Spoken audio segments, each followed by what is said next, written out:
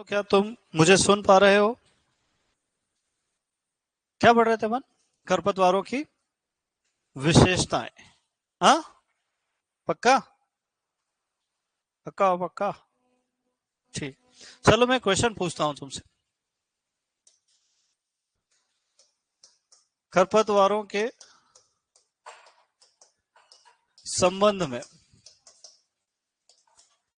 असत्य कथन है।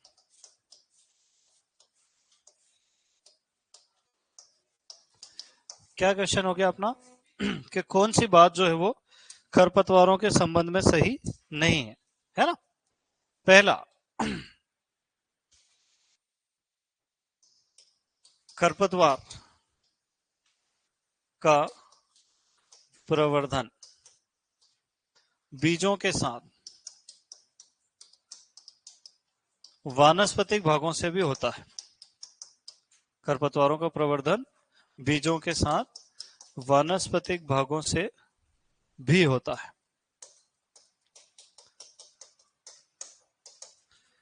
दूसरा कथन, अधिकतर खरपतवार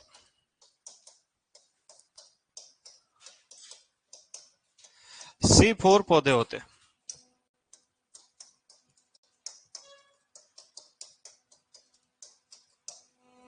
अधिकतर खरपतवार C4 पौधे होते हैं। तीसरा कथन,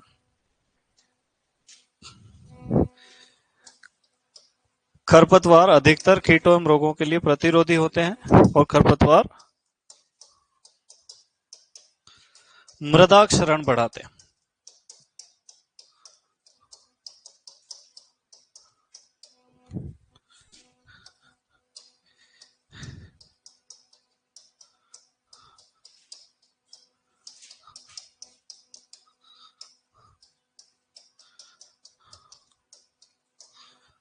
बताओ कौन सा कथन इसमें से असत्य है? हाँ, सही कैसे? खरपतवार मिट्टी के कटाव को कम करते हैं, तो क्या उत्तर आ जाएगा इसका? सी। ये ऑनलाइन वाले पूछते रहते हैं कैसे प्रश्न आएंगे, ये पूछा जाने वाला सबसे कठिन प्रश्न है। अरे बहुत डीप में नहीं आते हैं ज्यादा। आउट ऑफ सिलेबस भले एक आधा जाए, पर डीप में, बहुत ज्यादा डीप में सुपरवाइजर में कभी क्वेश्चन नहीं आया है ना।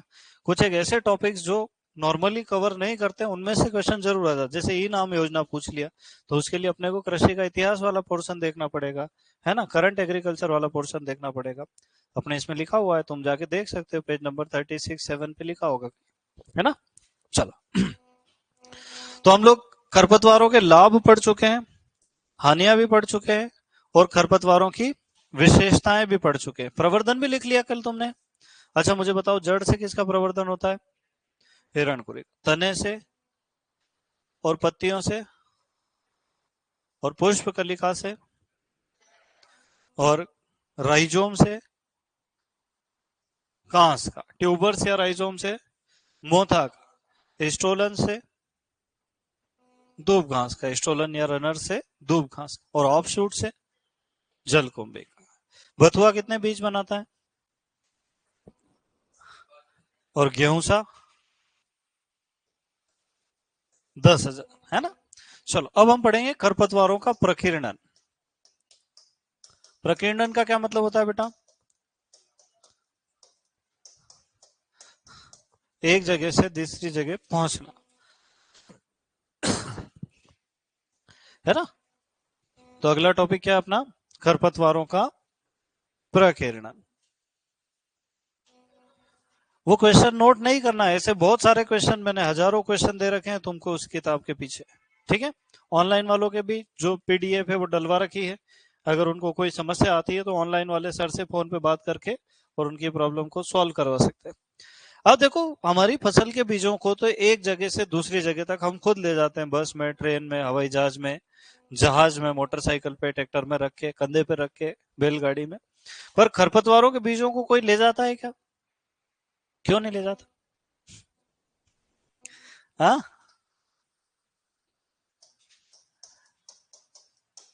अरे नुकसानदायक चीज है ना, उसको कौन ले जाएगा। तो खरपतवारों के बीजों का एक स्थान से दूसरे स्थान पर पहुंचना क्या कहलाता है बेटा?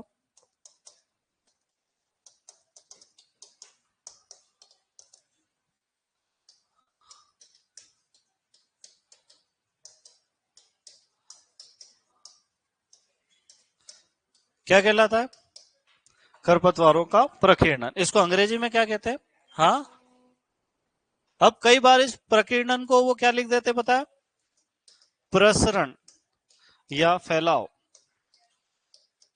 क्यों लिख देते हैं? क्योंकि गूगल से ट्रांसलेट करते हैं डिस्पर्सन ऑफ वीट।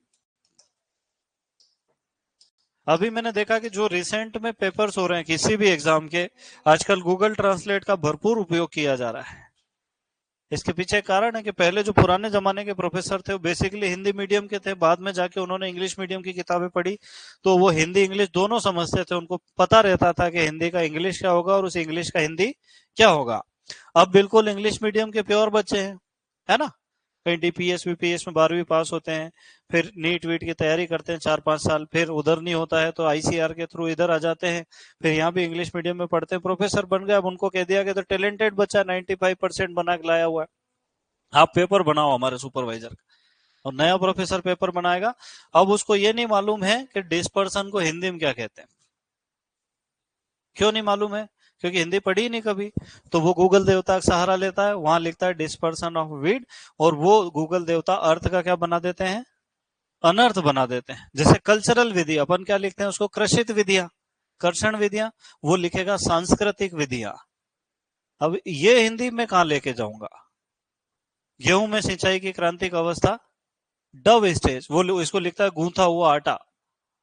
क्यों लिखता है? अरे पिछले साल सीयूटी में ऐसे ही क्वेश्चन पूछे हुए, वहां लिख रखा है गूंथा हुआ आटा। तुम्हारी किताब का पीछे सीयूटी का पेपर नहीं है ना 2024 का, है ना? अगर होगा तो उसमें मिल जाएगा तुमको प्रश्न, है ना, वहां गूंथा हुआ आटा लिख रखा। अब मैं क्या करूं इसमें? बच्चे आते हैं मेरे पास हिंदी वाले कि सर इसका क्या करेंगे, तो इसलिए मैं इंग्लिश भी लिखवाता हूं ताकि आप उस क्वेश्चन को इंग्लिश में कर सको। और तुम्हारा पेपर एक में आता है कि दो लैंग्वेज में आता है? दोनों में आता है, तो अपन देख लेंगे, है ना। तो डिस्पर्सन का मतलब एक स्थान से दूसरे स्थान पर पहुंचना। अब मुझे बताओ कि खरपतवार एक स्थान से दूसरे स्थान पर कैसे पहुंच सकते हैं? वायु द्वारा, हवा में उड़ के। कुछ खरपतवारों में ऐसी संरचनाएं पाई जाती है जो उनको हवा में उड़ने में सहायता करती है। इनके बीज काफी हल्के होते हैं। ऐसा एक खरपतवार है आक, नाम सुना तुमने? नहीं सुना?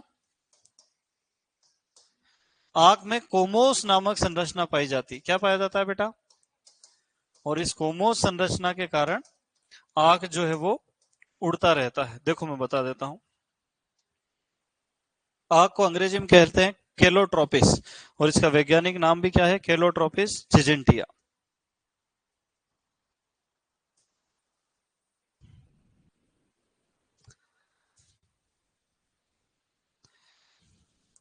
ये देखो, ऐसे देखे तुमने? तो ये जो संरचना है रेशे वाली, इसकी सहायता से हवा में ये बीज उड़ता रहता है। तो इस संरचना को क्या कहते हैं हम लोग? कोमोस। क्या कहते हैं? तो कोमोस नामक संरचना किस में सहायक है? हवा में उड़ने में। ठीक है।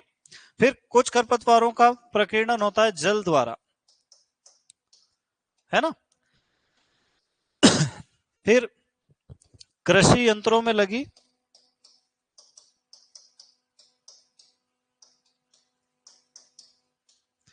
मिट्टी के द्वारा,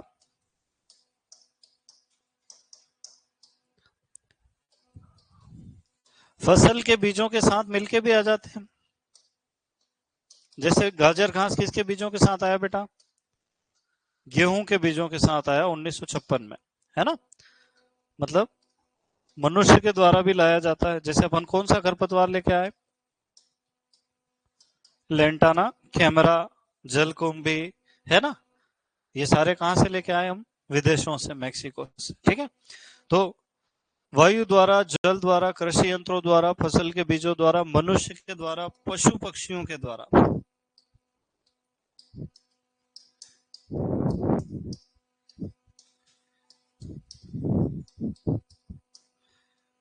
तो कहने का ये मतलब है कि मान लो कोई खरपतवार का पौधा एक जगह ही उग रहा है, पर उसके बीज जो है धीरे धीरे पूरी दुनिया में फैलते जा रहे हैं, फैलते जा रहे हैं। तो वो किन कारणों से फैल रहे हैं? उन कारणों को ही हम क्या कहेंगे? खरपतवारों का प्रकीर्णन, प्रसरण या फैलाव अंग्रेजी में कहते हैं, है ना। सबसे पहले तो हवा के द्वारा कुछ खरपतवारों के बीज बहुत ज्यादा हल्के होते हैं जो तेज हवाओं में उड़ के एक स्थान से दूसरे स्थान तक आसानी से चले जाते हैं। नहरों के किनारे उगने वाले खरपतवारों के बीज, खरपतवार के बीज अक्सर हल्के होते हैं, तो इसलिए अपन जब भी फसल के बीजों को पानी में डुबाते हैं अक्सर खरपतवार के बीज ऊपर तैर जाते हैं। जैसे 20% नमक के घोल से बरसीम और कांसनी के बीजों को अलग अलग किया जा सकता। गेहूं में निमेटोड वाले दानों के लिए भी यही उपचार करते हैं हम लोग, है ना। तो खरपतवार के बीज हल्के होते हैं, पानी में बह के एक जगह से दूसरी जगह आसानी से पहुंच जाते। तीसरा, कृषि यंत्रों में लगी मिट्टी के द्वारा एक खेत से दूसरे खेत में पहुंच जाते हैं, फसल के बीजों के साथ आ जाते हैं, है ना। जैसे कौन सा आया बताओ, गाजर घास। सत्यानाशी भी ऐसे ही आया होगा, है ना। पर गाजर घास अभी बेस्ट एग्जाम्पल है। मनुष्य के द्वारा सजावटी पौधों के रूप में एक देश से दूसरे देश में ले जाते हैं। जैसे अपन कौन से लाए सजावटी पौधे, लेंटाना लेके आए और जलकुंभी भी तो लेके आए, तो लेंटाना और जलकुंभी जैसे पौधों के रूप में। और पशु पक्षियों के द्वारा, पशु पक्षी लेके क्यों आएंगे, तो खरपतवारों के बीजों का बीज चोल बहुत ज्यादा कठोर होता है, वो पूरे पाचन तंत्र से गुजर जाता है, फिर भी कोई फर्क नहीं पड़ता। जैसे कोई इंसान भिंडी खा ले पर वो बीजों पर कोई फर्क नहीं पड़ता है, वापिस आ जाते पूरा रास्ता तय करके, है ना। अगर बुआई का मतलब कहीं खेत में आपने केक प्रदान किया है तो वहां उग भी सकते हैं, हंसने वाली बात नहीं है, साइंस है। अच्छा है तुम नीट करके डॉक्टर नहीं बन रहे हो, नहीं तो वहां तो वो भी पढ़ाई करना पड़ती है, कैसी आ रही है, कंसिस्टेंसी कैसी है, मॉइस्चर कंटेंट कितना है ना, रंग कौन सा है, चलो बल्क डेंसिटी कितनी है, चले आगे। अरे उसका परीक्षण होता है पूरा पूरा। चलो अपन क्या कर सकते हैं, आगे आ जाओ। तो पशु पक्षी एक स्थान पर खरपतवारों के बीज खाते हैं। जैसे भेड़ की ऊन में चिपक के गोखरू एक जगह दूसरी जगह चले जाते, अपनी पेंट में भी चिपक जाते हैं लट जीरा लाइन से, कुत्ते क्या कहते हो तुम, और बाथरूम करने जाते हैं एक लाइन से आ जाते हैं वो पेंट के ऊपर, देखे कभी, उसको लट जीरा कहते हैं। क्या कहते हैं बेटा, लट जीरा, प्रिकली साफ, है ना। तो ऐसे चिपक के भी जा सकते हैं, पाचन तंत्र से होके भी। कोई चिड़िया कहीं दूर से खरपतवार का बीज खा के अपने खेत में आके बैठ गई तो वो कांड कर जाएगी, है ना। ये भेड़ बकरियां बिठा लेते हैं ना अपन दूसरों के खेतों में, ये फायदा कम करती है और नुकसान ज्यादा करती है। सर साथ में वैज्ञानिक नाम भी बता दो, बेटा मैं लिखवाऊंगा पूरे, अभी चिंता नहीं करना है ना। बहुत सारे इतने लिखाऊंगा भेरू बन जाओगे, 56 वैज्ञानिक नाम लिखाऊंगा। वो सोच रहा है सर साइंटिफिक नेम तो पढ़ा नहीं रहे। अब अगर अपने को पता रहे कि खरपतवार खेत में कैसे आ रहे हैं तो अपन इनको आने से रोक पाएंगे, यही नियंत्रण में भी पढ़ेंगे अपन कि कैसे खरपतवारों को खेत में घुसने से रोकना है ना, देश में आने से रोकना है। चलो, तो अभी लिखोगे कि आखिरी में इकट्ठा, आखिरी में लिखोगे पक्का। अच्छा, कुछ बच्चों की डिमांड है कि खरपतवारों के नाम और वैज्ञानिक नाम पहले बता दो तो कितना अच्छा रहेगा। मैंने इसके लिए एक अलग स्कीम लॉन्च की है। मैं खरपतवार लिखाऊंगा, उसका नाम लिखाऊंगा, संभवतः उसका कुल लिखवाऊंगा और उसकी प्रमुख विशेषताएं लिखवाऊंगा, ताकि एक अगर कोई नाम बोले हिरणखुरी तो तुम उसके बारे में 10 जानकारी ऑलरेडी रखो। तुम अलग अलग पढ़ते हो ना तो बड़ी समस्या आती है, तो एक बार तो कंबाइन में पढ़ा दूंगा। जैसे बहुवर्षीय खरपतवार, उसके उदाहरण में हिरणखुरी लिखा रहेगा। चौड़ी पत्ती वाला खरपतवार, वहां भी हिरणखुरी लिखा रहेगा। 50 वर्ष की सुषुप्त अवस्था, वहां भी हिरणखुरी लिखा रहेगा। गहरी जड़, वहां भी हिरणखुरी। फिर जब हिरणखुरी लिखूंगा तो पांचों बातें एक साथ लिखवा दूंगा, ताकि जिंदगी भर हिरणखुरी का टेंशन ही अपना खत्म हो जाए, इस खरपतवार को रिवीजन करने में ज्यादा समस्या नहीं आए। नहीं तो क्या होता है, ज्यादातर बच्चे सिर पकड़ के बैठे रहते हैं और अपवादों के चक्कर में ही घूमते रहते हैं, है ना। चौड़ी पत्ती वाला एक बीज पत्री, सकरी पत्ती वाला द्विबीज पत्री। मेरे पास 25-30 बच्चे ऐसे आए जिनको पूरे खरपतवार में कुछ नहीं पता, पर उनको सर ये चौड़ी पत्ती, एक बीज पत्री, द्विबीज पत्री समझ में ही नहीं आ रहा है। अरे ढोर आदमी, पूरा चैप्टर पढ़ पहले बाद में ये याद करना है ना। तो इंपॉर्टेंट को इंपॉर्टेंट समझना है। अब अपन अगला टॉपिक पढ़ेंगे जिसका नाम है खरपतवारों का वर्गीकरण। क्या पढ़ेंगे बेटा, खरपतवारों का वर्गीकरण।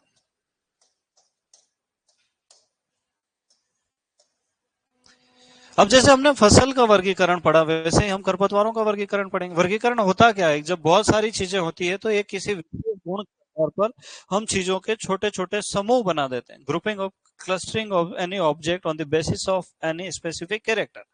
जैसे तुम इतने सारे बच्चे हो, मैं कह दूं कि यार हाड़ोती वाले इधर हो जाओ, नागौर वाले इधर हो जाओ, है ना।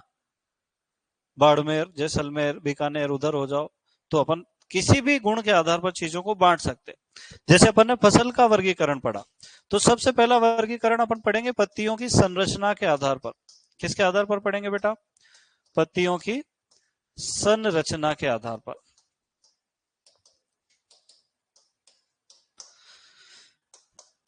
दूसरा हम पढ़ेंगे ऋतुओं के आधार पर।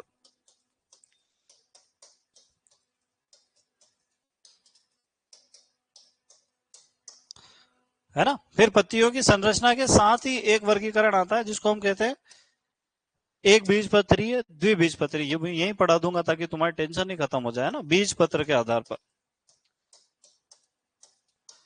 तुम्हारी 12वीं की परीक्षा में पहले जीवन चक्र लिखा, उसके अंदर ऋतुएं लिखी हुई है ना? पर अपन दोनों को अलग अलग पढ़ लेंगे ताकि अपने फंडे जो है वो क्लियर रहे। 12th में क्या लिखा? पहले जीवन चक्र, फिर उसमें एक वर्षीय, द्विवर्षीय, बहुवर्षीय, फिर एक वर्षीय में खरीफ, रबी, जायद। अब रबी में तो हिरणखुरी आता है और वो बहुवर्षीय होता है, इस कारण से वो कहीं ना कहीं मामला गड़बड़, कॉन्सेप्ट गड़बड़ हो जाते हैं इंसान। मैं जो कह रहा हूँ बात समझ में नहीं आई तुम्हारे? अरे 12वीं में लिखा है खरपतवार एक वर्षीय होते हैं, द्विवर्षीय होते हैं और बहुवर्षीय। एक वर्षीय खरपतवारों में खरीफ के और रबी के खरपतवार आते हैं, फिर वहां पढ़ा देते हैं रबी में हिरणखुरी। अपन ने तो एक वर्षीय में पढ़ लिया हिरणखुरी, पर हिरणखुरी वास्तव में कैसा होता है? बहुवर्षीय। तो यहाँ जाके लोगों को डाउट आता है। अच्छा, मार्केट में सस्ती किताबें हैं, सस्ती मतलब समझते हो तुम? वो 150-200 रुपए में संपूर्ण तैयारी करवा दे सुपरवाइजर की, है ना?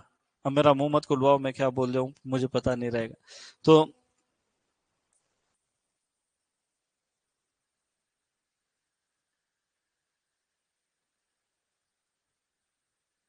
तो वो क्या, हिरणखुरी को एक वर्षीय बता देते हैं, फिर बच्चे मेरे पास आते रहते हैं कि सर इस किताब में तो एक वर्षीय लिखा, आपका क्या कहना है? मेरा कोई कहना है, मेरा यही कहना है, मैं जो लिखवा रहा हूँ वो पढ़ोगे तो सिलेक्शन हो जाएगा, नहीं पढ़ोगे फिर करते रहो पीएचडी खरपतवार विज्ञान में, है ना? अपने ज्यादा डिटेल में जाना है, संस्थान पे भरोसा रखो, टीचर्स पे रखो। 100 में से 100 लाना है क्या? 95 भी आएंगे तो भी फर्स्ट रैंक, 90 भी आएंगे तो भी फर्स्ट रैंक, और 88 आएंगे तो भी फर्स्ट रैंक। मतलब फर्स्ट रैंक अपने यहाँ से ही आएगी, उस बात की चिंता करना ही नहीं है। तो एक बात हमेशा याद रखो, 100 में से 100 की तैयारी नहीं करना है। 100 में से 90 की तैयारी करने के लिए 6 घंटे रोज पढ़ना है, 100 में से 100 की तैयारी करने के लिए 18 घंटे रोज पढ़ना है। तो क्या बेहतर है?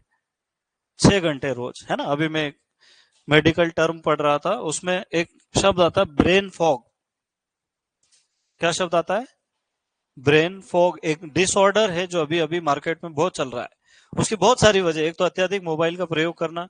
मोबाइल में जब अपन रील खसकाते हैं ना, तो एक रील तो हंसने वाली आती है, दूसरी रोने वाली, तीसरी देशभक्ति वाली, तो अपना दिमाग कंफ्यूज हो जाता है कि दिमाग में खुशी के हार्मोन पैदा करूं कि गम के, कि वात्सल्य के, कि श्रृंगार रस के। ऐसे 10 रस आते हैं ना, ऐसे अपने दिमाग में अलग अलग हार्मोन चलते हैं, है ना? तो उसे दिमाग कंफ्यूज, भ्रमित होने लगता है आदमी। और जब ये स्थिति स्थायी बनने लगती है तो इसको ब्रेन फॉग कहते हैं। Brain fog is a symptom, मतलब किसी बड़ी बीमारी का संकेत भी हो सकता है। ब्रेन फॉग किसको कहते हैं? सुबह उठने के बाद भी थका हुआ महसूस करना, है ना? अपने दिमाग के अलग अलग हिस्से हैं, जिसमें से ये जो सबसे बड़ा हिस्सा अगला वाला फ्रंटल, ये हिस्सा अपने एनालिसिस का हिस्सा है, जो अपना फोकस रहता है किसी चीज पे, किसी चीज को लंबे समय तक ध्यान से सुन सकते हैं, फोकस कर सकते हैं। एकाग्रता वाला हिस्सा है, एनालिटिक हिस्सा है, जिसमें अपन रीजनिंग पावर का प्रयोग करके किसी समस्या को सुलझा सकते हैं। लंबे समय तक जूझने का काम इसका है। अब ब्रेन फॉग जब होता है तो आदमी किसी एक चीज पे फोकस नहीं कर पाता। उसको अगर कह दो ना कि ये बकरी बंदी, इसको देखना आधे घंटे, वो नहीं देखे, उसकी आंखों के सामने बकरी भाग जाएगी और वो मानसिक रूप से कहीं और चला जाए। कई बार अपन किसी से बात करते हैं, वो 30 एक सेकंड तो सुनता है, फिर अपने आप से इससे बात कर रहा हूँ यही चला जाए तो कैसा महसूस होगा? इस वजह से पढ़ाई में मन नहीं लगता है, पढ़ते समय धुंधला दिखाई देना, दिन भर चक्कर आने की ऐसी मन में आशंका होना, है ना? तो ये सबसे बड़ा इसका कारण है कम नींद लेना, अधिक स्ट्रेस लेना, थकान महसूस करना, शरीर में पानी की कमी, विटामिन की कमी। तो स्वास्थ्य सबसे पहले। अच्छा खासा चलता फिरता आदमी अगर चटक गया तो सुपरवाइजर कैसे बनेगा, है ना? तो इस बात का अपने विशेष ध्यान रखना है कि एक मोटरसाइकिल अगर 300-400 किलोमीटर चल सकती है तो 400 ही चलाना है एक दिन में। एक दिन में 2000 चलाओगे तो साइलेंसर पिघल के नीचे गिर जाएगा। समझ रहे हो कि नहीं? हाँ, तो कैपेसिटी का यूज करना। तो कितने वर्गीकरण हो गए अपने पास बेटा? बीज पत्र के आधार पर, पत्तियों की संरचना के आधार पर, ऋतुओं के आधार पर और जीवन चक्र के आधार पर।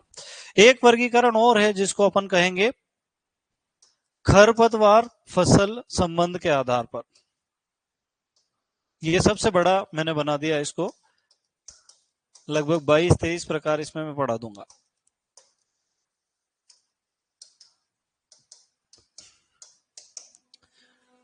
अब जब बच्चे इसको खुद पढ़ते हैं तो बहुत कठिन लगता है, क्योंकि इसमें 10-10, 20-20 एग्जाम्पल से बहुत ज्यादा आदमी भेरू बढ़ने से 1 मिनट दूर रहता है। पर मैंने इसकी ट्रिक्स बना रखी है ना, ऐसी ट्रिक्स जिनको याद करने की जरूरत भी नहीं पड़ेगी। एक बार सुनो और जिंदगी भर के लिए याद हो जाए, तो डरने की जरूरत नहीं। देखो, दो तरह के टीचर्स अपने आप पढ़ा सकते हैं। या तो मैं कह दूं कि चौड़ी पत्ती वाले 2 खरपतवार होते हैं, बथुआ, हिरणकुरी, और सकरी पत्ती वाले 2 होते हैं, गेहूंसा और मोथा, और कह दूं कि इसके बाहर नहीं आएगा। पर क्या ऐसा संभव है? हाँ, वो ये कह रहा है सर वीट समझ नहीं आ रहा है। अब इसका क्या करेंगे अपन? नाम भी धर्मपाल रख रखा उसने, इसके ब्रेन फॉग हो रखा है। अभी तो वीट पढ़ा ही नहीं रहा था, मैं तो कुछ और पढ़ा रहा था। चलो, तो 2-2 उदाहरण लिखवाऊं कि 5-5, 10-10? बोले सर एक ही लिखवा दो तो कैसा अच्छा रहेगा? अरे मैं कह रहा हूं ना, याद होगा मतलब होगा। ठीक है, तो खरपतवारों के वर्गीकरण में कितने वर्गीकरण है? 1, 2, 3, 4 और 5, है ना? और भी एक आध लिखवा दूंगा जो।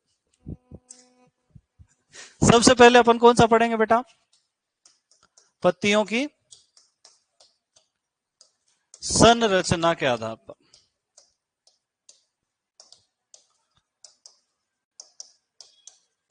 किस आधार पर पढ़ेंगे? पत्तियों की संरचना के आधार पर, है ना? अब मुझे बताओ, पत्तियों की संरचना के आधार पर खरपतवार कितने प्रकार के होते हैं? एक होते हैं छोड़ी पत्तियों वाले, और दूसरे होते हैं संकरी पत्ती वाले।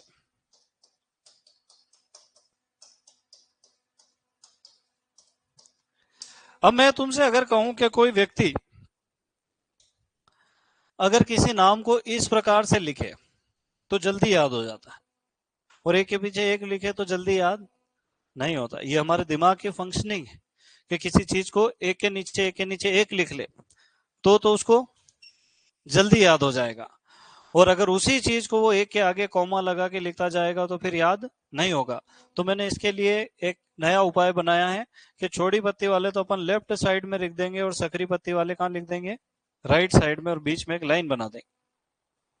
बहुत बढ़िया लाइन बनी अपने से।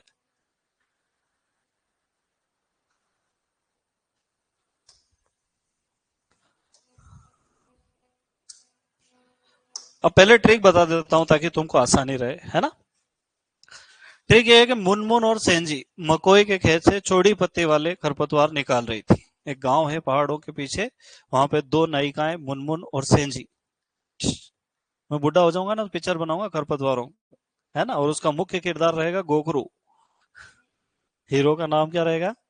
हाँ, तो उसी पिक्चर का पहला सीन है। Shot 1, take 1, light camera action. Munmun और सेंजी मकोई के खेत से छोटी पत्ती वाले खरपतवार निकाले, जंगली गाजर, जंगली जूट और जंगली चौलाई। तभी स्कूल की छुट्टी होती है और 2 बदमाश लड़के, एक का नाम बथुआ और एक का नाम गोखरू, क्या नाम है, वो देखते हैं खेत में हिरण चल रहा है, वो उसको पत्थर मार देते हैं। क्या लिख दूं यहाँ पे? मुनमुन। तो मुनमुना एक खरपतवार है, सेंजी भी खरपतवार है। खेत किसका था? मकोए का। खरपतवार कौन से थे?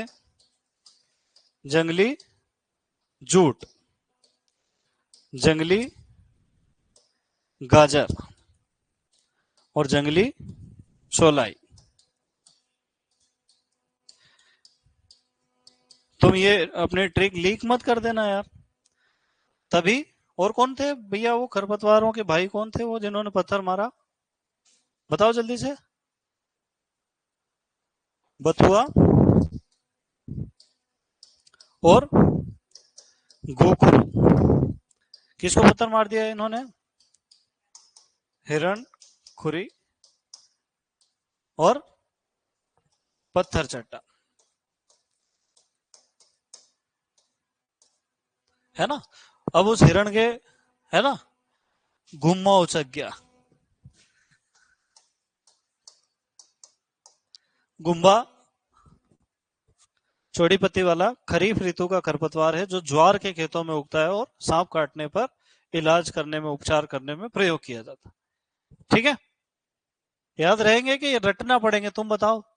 एक तो अपनी ट्रेडिशनल मेथड है याद करने की कि किताब को सामने रख लो, दोनों कानों में यूं उंगली डालो, हिरण करो मुनमुना मुनमुना, हिरण करो बथुआ गोखरू गो। जिंदगी भर याद करो, आज याद करो, 8 दिन बाद फ्रेश कॉपी वापस, वैसी वैसी, दिमाग शुद्ध, है ना। यहाँ याद करोगे जिंदगी भर याद रहेगा, कभी भूल ही नहीं सकते। बोलो एक बार ट्रिक क्या थी? मुनमुन और सेंजी मकोई के खेत से जंगली जूट, जंगली गाजर और जंगली चौलाई निकाल रहे थे, तभी बथुआ और गोखरू ने हिरण को पत्थर मारा। अब यहाँ तुम आओगे जब मैं ट्रिक भी लिखवा दूंगा हाथों हाथ, है ना। चलो, फिर सकरी पत्ती वाले, इसकी ट्रिक है कांस जन दूमो सामा बुरे मामा के घर जाए। थोड़ी सी अजीब सी ट्रिक है, पर 8 नाम है इसमें। कितने हैं? देखो मैं लिख देता हूं ट्रिक, नाम ऑटोमेटिक आ जाएंगे। कांस जन दू मो सामा बुरे मामा के घर जाई। अब कांस तो कांस हो गया। जनखरा एंड्रोपोगोन स्पीशीज एक संकरी पत्ती वाला खरपतवार है। दूब घास, मोथा, सामा, सामा खुद एक खरपतवार का नाम है ना। बुरे, बुरे मतलब बरू घास। मामा मतलब गेहूं का मामा, गेहूं सा। और जाई मतलब जंगली जई। ये देखो कितने हो गए बेटा? 8 हो गए क्या? 1 2 3 4 5 6 7 8। जब अपन इस तरह से याद करेंगे ना तो कोई अपने को टक्कर नहीं दे पाएगा कंपटीशन में। और अगर दो दो में लिखवा दूं कि बेटा बथुआ और हिरणखुरी चौड़ी पत्ती वाले हैं और गेहूं का मामा गेहूं सा और मोथा सकरी पत्ती वाला है, दो ही लिखते हैं लोग। कॉपी देखो तो अधूरी अधूरी लगती है कि तीसरा आ गया तो क्या होगा। पूछ लो अब तुम्हारे बाप में दम हो। और इसके बाहर आया मान लो तो तुम बताओ, तुम भी नहीं कर पाए तो दुनिया कोई दूसरा आदमी कर पाएगा क्या? नहीं कर पाएगा, इतनी हैसियत ही नहीं है। चलो चले आगे। अच्छा, इसका एक कॉन्सेप्ट भी है। वो यूं कहता है कि जो फसल अगर संकरी पत्ती वाले हैं तो उसका नकलची खरपतवार भी संकरी पत्ती वाला ही होगा। जैसे गेहूं का, धान का, जंगली धान। तो जो सांवा है यही किसका प्रकार है? इकाइनोक्लोआ कोलेनम जो है वो सांवा है। और इकाइनोक्लोआ क्रसगेली जो है उसको क्या कहते हैं अपन? वाइल्ड राइस या जंगली धान। दोनों एक ही वैज्ञानिक नाम की, एक ही वंश के पौधे हैं। कुछ लोग इसको जंगली धान कहते हैं, कुछ लोग इसको सांवा कहते हैं। ठीक है, याद रहेगा, भूल जाओगे। चलो अब थोड़ा लिख लो। मैं ज्यादा पढ़ाता हूं ना तो तुमको ब्रेक नहीं मिल पाता तुम्हारे दिमाग को। और ब्रेक नहीं मिलता है तो तुमको ऐसा लगता है कि बहुत सारा पढ़ा दिया है।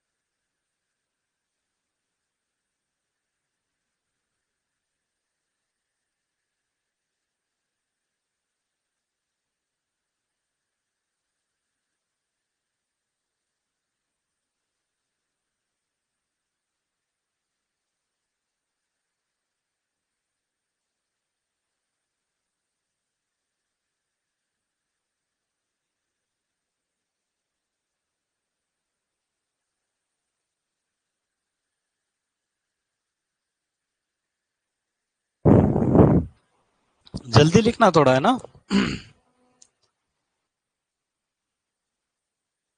आ रही है कि कम आ रही है ऑनलाइन वालों?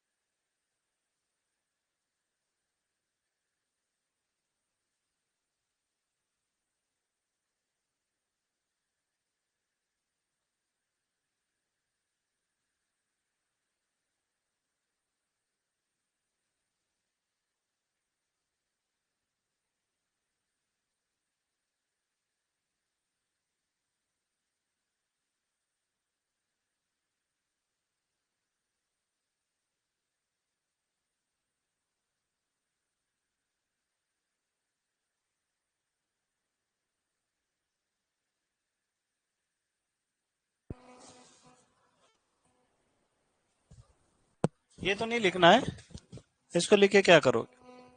हेडिंग डाल लो, खरपतवारों का वर्गीकरण।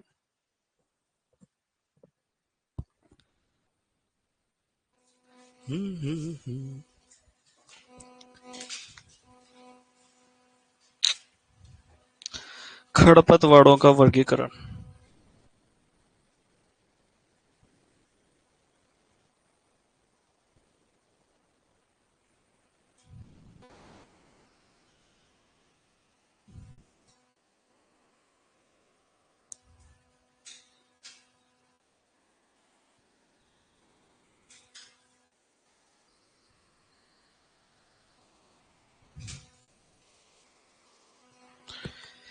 चले आगे।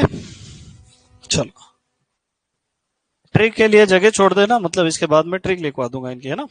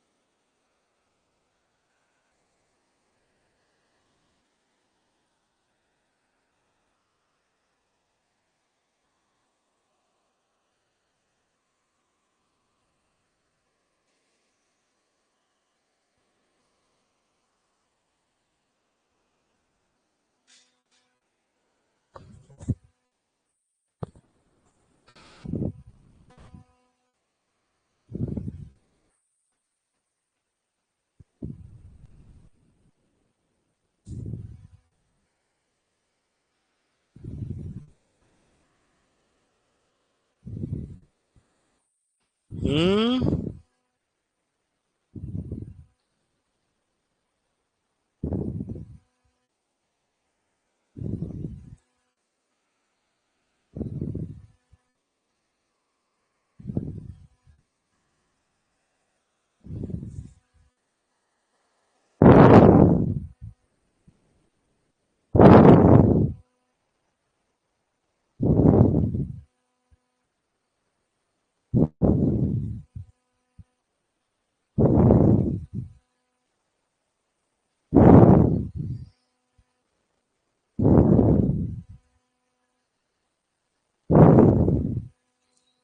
लिख लिया।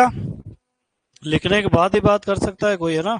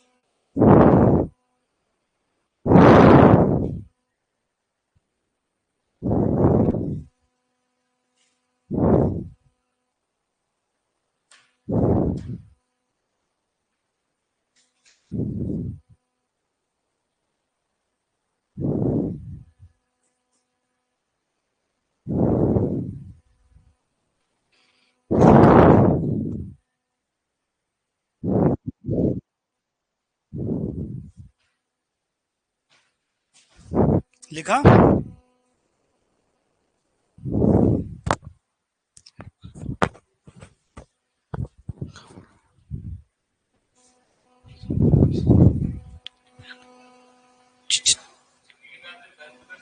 नहीं, अलग अलग होती है ना। गाजर घास पार्थेनियम एस्टेरोपोरस, जंगली गाजर एक अलग खरपतवार। इसमें कंफ्यूजन होता है लोगों को, है ना। वाइल्ड कैरेट अलग होती है, और कैरेट ग्रास इसको जबरदस्ती अपन कहते हैं। ये कोई घास नहीं है, तो अपन इसकी पत्तियां गाजर जैसी दिखी तो बोले ये गाजर घास है ना। चलो, अब ट्रिक लिखना है। लिखो चौड़ी पत्ती वाली।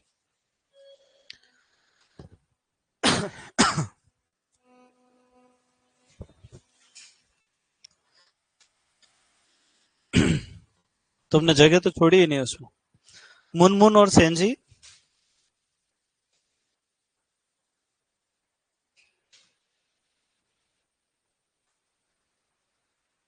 मकोई के खेत से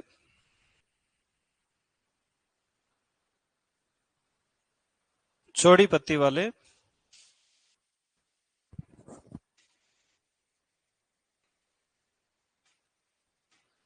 जंगली जूट, मुनमुन और सेंजी मकोई के खेत से जंगली जूट, जंगली गाजर एवं जंगली चौलाई निकाल रहे थे।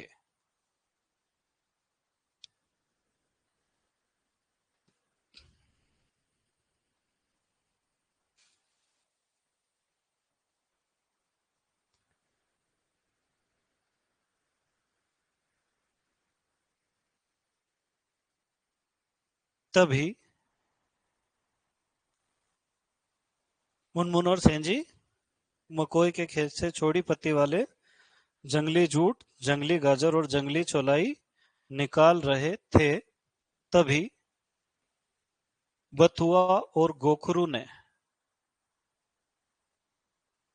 तभी बथुआ और गोखरू ने हिरण को पत्थर मारा।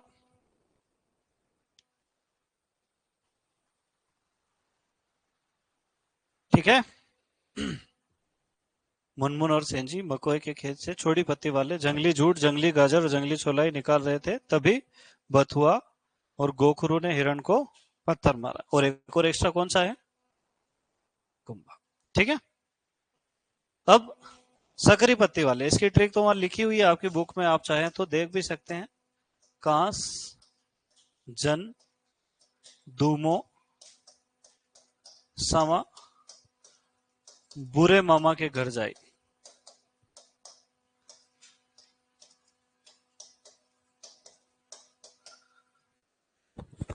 लिख लो।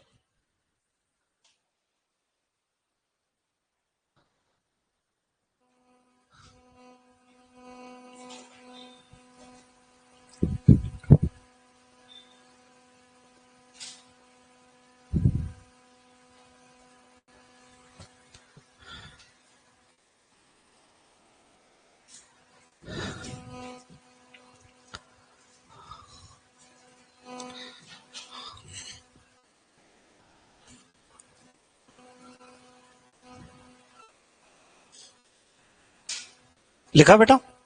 चलो अब अपन दूसरा पढ़ेंगे, बीज पत्र के आधार पर खरपतवारों का वर्गीकरण।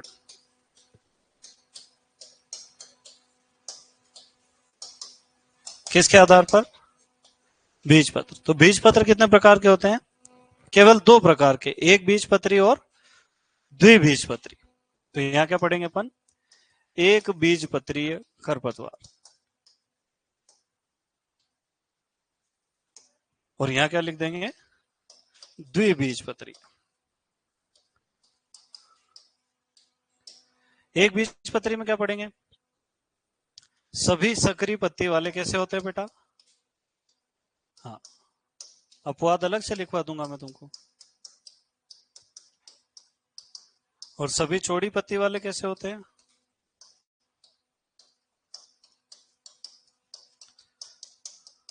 सभी चौड़ी पत्तियों वाले ये हो गए अपने द्विबीजपत्री, है ना। अब इसमें कुछ अपवाद है, जैसे जलकुंभी कैसा खरपतवार है? चौड़ी पत्ती वाला है पर एक बीज पत्री है। तो पहले ये लिख लो, फिर अपवाद करके मैं दोनों लिखवा दूं, है ना।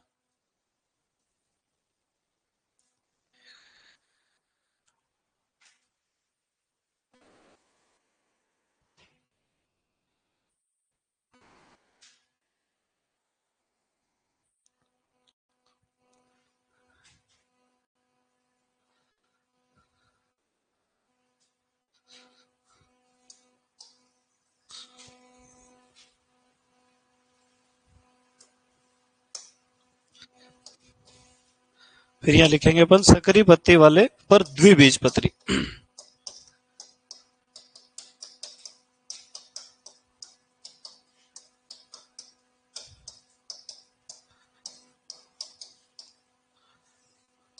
एक होता है स्पर्गुला अर्वेंसिस,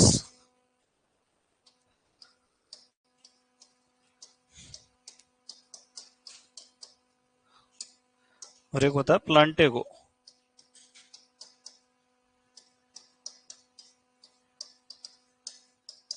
है ना। वैसे ही चौड़ी पत्ती वाले,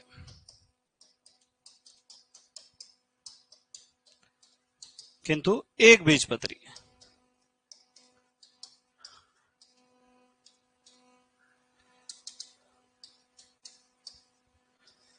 तो एक तो हो जाएगा आपका जलकुंभी, आइकोर्निया स्पीसीज।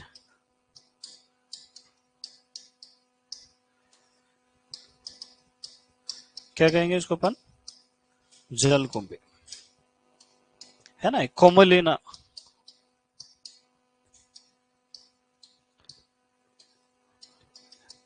कोमोलिना बेंगोलेंसिस किसका नाम है? कंघी का। तो आइकोर्निया स्पीसीज और कोमोलिना स्पीसीज। और भी हो सकते हैं, जैसे साइनोटिस। तो साइनोटिस भी काय में आ जाएगा? नीचे वाले।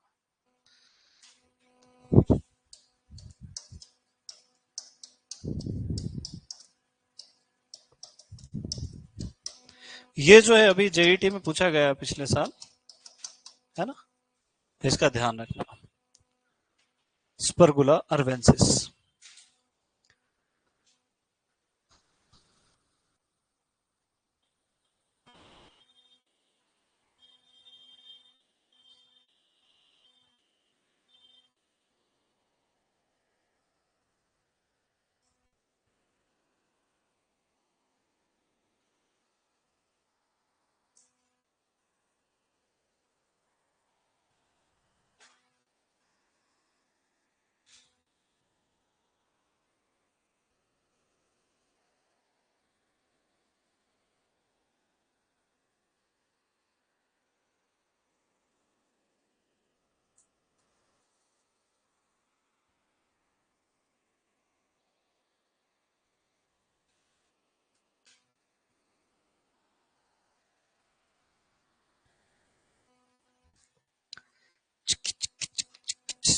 लिख लिया।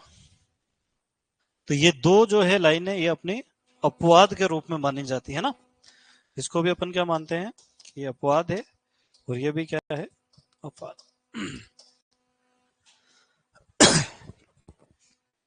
अब प्रश्न आएंगे मोथा कैसा खरपतवार है। यहाँ मोथा लिखा है क्या कहीं भी?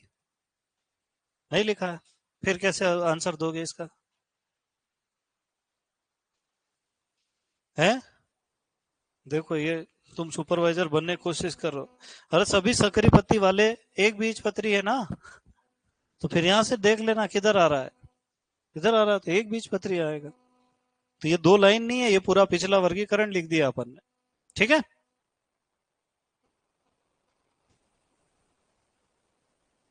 याद रहेगा। चलो और आगे चले। अब किसका आधार है? लिखा ही नहीं है, ये बताओ। तो अभी तक समझ, आई कोर्निया, आई कोर्निया। ये अच्छा आदमी है यार, बढ़िया। तो इतना धीरे लिखता है क्या? एक बार क्या हुआ, मैं जैसे पढ़ाने गया 2014 में, तो इंग्लिश मीडियम के बच्चे थे। अब मैं लिखने का टाइम दूं और एक स्लाइड लिखने में उनको 20 25 30 मिनट लगे। पहले वो बोर्ड आते थे ना, व्हाइट बोर्ड ब्लैक बोर्ड, थोड़ा सा लिखा हो, वो दो से ज्यादा लिखने ही नहीं देते थे। फिर मैंने वहाँ जो हमारे डायरेक्टर सर थे उनसे पूछा, मैंने कहा बच्चे लिखने नहीं देते। बोले अच्छा इंग्लिश मीडियम वाले हैं क्या? मैंने कहा हाँ। बोले रुक जाओ। वो मेरे साथ में आए, बोले अब लिखो। तो मैंने लिखी एक स्लाइड। बोले अगर 5 मिनट में किसी ने नहीं लिखा तो यही स्लाइड 200 बार लिख के लाना पड़ेगी कल। अब वो थे तो ढीठ, नहीं लिखा उन्होंने। तो दो लोगों को होमवर्क दिया, एक स्लाइड 200 बार लिख के लाना, नहीं तो मत आना कोचिंग।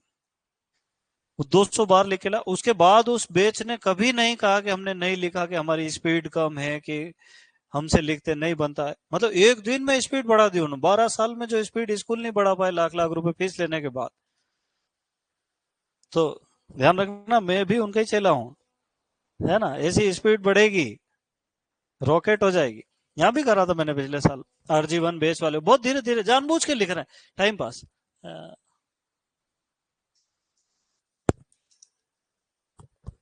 मैंने कहा बेटा अब 100 बार लेके लाना है तू। 50 बार लेके लाया, पर उसके बाद फिर पूरी बैच ने कभी शिकायत नहीं की कि सर हमको टाइम कम पड़ता है, कि हमारी स्पीड कम है। धड़ाधड़ लिख लेते हैं। और तेरा ही नंबर लग रहा है पहले। चलो अगला वर्गीकरण ऋतुओं के आधार पर, है ना। ऋतु मतलब मौसम, है ना। ऋतुओं के आधार पर। अच्छा ये जो पहले अपन ने लिखा है इसकी अंग्रेजी आती है तुमको? बीज पत्र, पत्तियों की संरचना, इसको बोलते हैं leaf morphology. On the basis of leaf morphology. दूसरा इसको क्या लिखेंगे अपन? On the basis of cotyledons,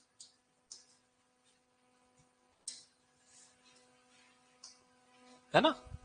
तो यहां तो क्या लिखना है? लीफ मॉर्फोलॉजी के आधार पर। और उधर क्या लिखना है? कॉटिलेडन्स के आधार पर।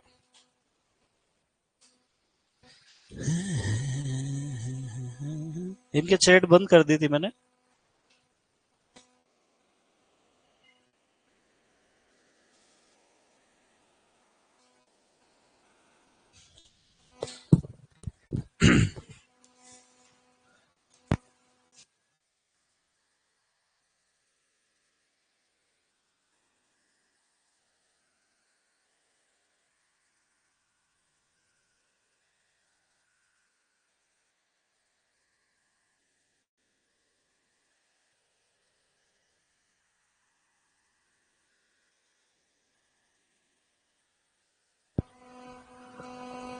यहाँ क्या लिखेंगे? कॉटिलेडन्स के आधार पर।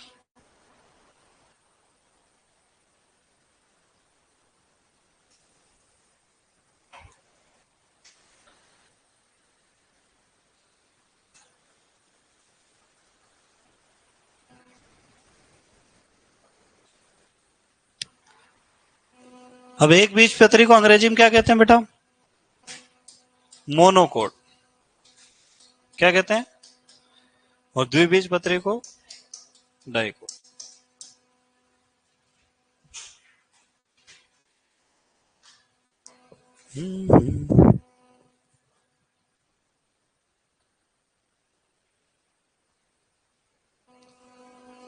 चले आगे, चलो अपन देख रहे हैं ऋतुओं के आधार पर, इसको क्या कहते हैं, बेस्ड ऑन सीजन।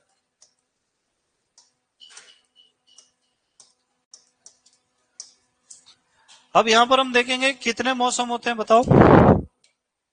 3 होते हैं कि 2 होते हैं? 3 होते हैं वैसे तो, खरीफ, रबी और जायद।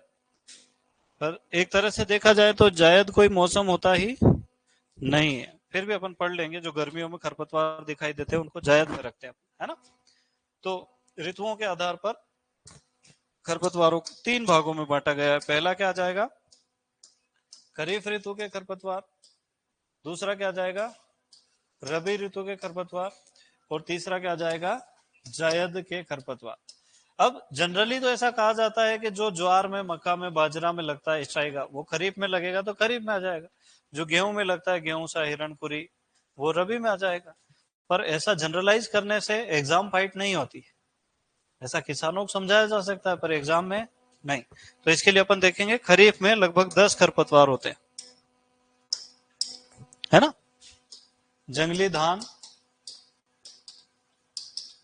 पत्थर चट्टा, इसकी भी ट्रिक है, बता दूं क्या है। 1000 दाना,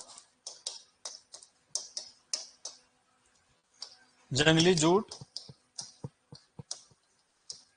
सफेद मुर्ग, हुलहुल, चौलाई,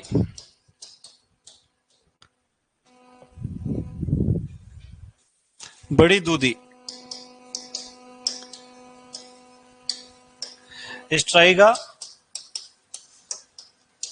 और मकोए।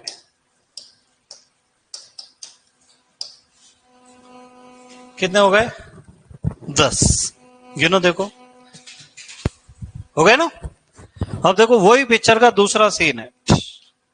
तुम मालूम है केदारनाथ में एक बार बाढ़ आ गई थी, है ना, सब कुछ बह गया था। तो वहीं का एक बच्चा था, छोटू। और वो छोटू पढ़ता था, पहाड़ों पे स्कूल होते हैं वहां पे। पर उस तबाही में उसके मम्मी पापा की डेथ हो गई। अब उसकी बड़ी दीदी जो है वो पूरा घर का मैनेजमेंट संभालती है ना। एक जूस की दुकान लगा रखी है, 2-4 मुर्गे मुर्गी पाल रखे हैं। अभी भी अगर बारिश होती है तो गर्म पानी भर जाता है ना, यूं मग्गा लेके उलझना पड़ता है। पर जब भी बारिश का मौसम होता है बच्चा बहुत डरता है, ट्रॉमा हो गया उसको एकदम, वो डर बैठ गया, फोबिया। तो एक बार टीचर स्कूल में कहता है कि जा बेटा छोटू घर जा, तूफान आने वाला, जल्दी जाना और थोड़ा बच के रहना, पहाड़ों पे से पत्थर गिरते हैं। तो अब उसको बहुत सारी बातें बतानी थी घर के, तूफान आने वाला है, मुर्गे मुर्गी बचा लो, जूस की दुकान संभाल लो, पहाड़ों पे से पत्थर गिर रहे हैं, है ना, पानी भर जाएगा, उलझना पड़ेगा, स्टॉर्म आया, तूफान आया। वो घर जाके सब भूल गया। और घर जाके क्या कहता है, जंगली पत्थर 1000, जूस मुर्ग हुलचो बड़ी दीदी स्ट्राम आया है।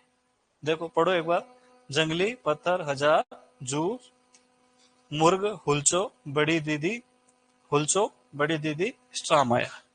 याद हो जाएगा, एक दो बार पढ़ोगे तो याद हो जाएगी। पर 10 नाम याद करने के लिए एक बहुत छोटी ट्रिक है, इससे छोटी ट्रिक में नहीं बना सकते। जंगली पत्थर 1000, जूस मुर्ग हुलचो बड़ी दीदी स्ट्राम आया है, ठीक है। अच्छा, फिर दूसरा रबी के खरपतवार। अभी वो जो हिरण था बैठा हुआ अपना, वहां पत्थर मार दिया था ना उसको, तो वो मामा का खेत था। किसका था, गेहूं का मामा कौन है, गेहूं सा। तो मामा के खेत में प्यासे हिरण के लिए लेथायरस लेने मुनमुन और सेंजी बाराबंकी गए, किंतु बथुआ ने कृष्ण मंदिर में प्लान का सत्यानाश किया। ऐसे एक एक लाइनें हैं, याद हो जाएगी। मामा के खेत में प्यासे हिरण के लिए मुनमुन और सेंजी लेथायरस लेने बाराबंकी गए, किंतु बथुआ ने कृष्ण मंदिर में प्लान का सत्यानाश किया। तो यहाँ कौन कौन आ जाएगा बताओ। गेहूं का मामा तो कौन हो गया, गेहूं सा। मामा के खेत में प्यासे हिरण के लिए, मामा के खेत में प्यासे, प्याजी और सेंजी और हिरणखुरी। प्यासा हिरण के लिए लेथायरस लेने, लेथायरस समझते हो, खेसारी तिवड़ा, है ना। मुनमुन और सेंजी कहाँ गए बेटा, मुनमुना और सेंजी बाराबंकी गए। बाराबंकी मतलब ओरो बंकी, ओरो बंकी समझते हो, सरसों और तंबाकू का प्रमुख खरपतवार है ना। और बाराबंकी गए, किंतु बथुआ ने कृष्ण मंदिर में प्लान का सत्यानाश कर दिया। अब देखो ये तो 11 होना चाहिए, 1 2 3 4 5 6 7 8 9 10 11, याद भी आसानी से हो जाएंगे और इनके बाहर आने की कोई संभावना भी नहीं रहेगी। अब मकोई ने विष पीकर जंगली पालक का सत्यानाश किया।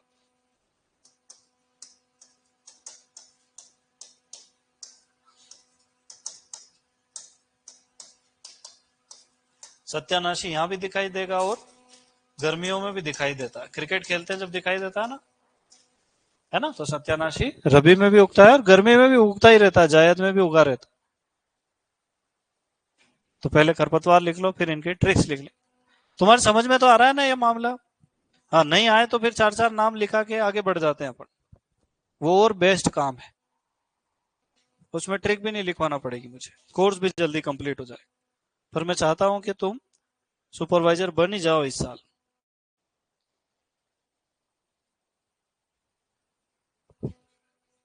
हाँ बेटा, एक ही है, एक ही। कहाँ लिखा है जी, है रबी में, हाँ।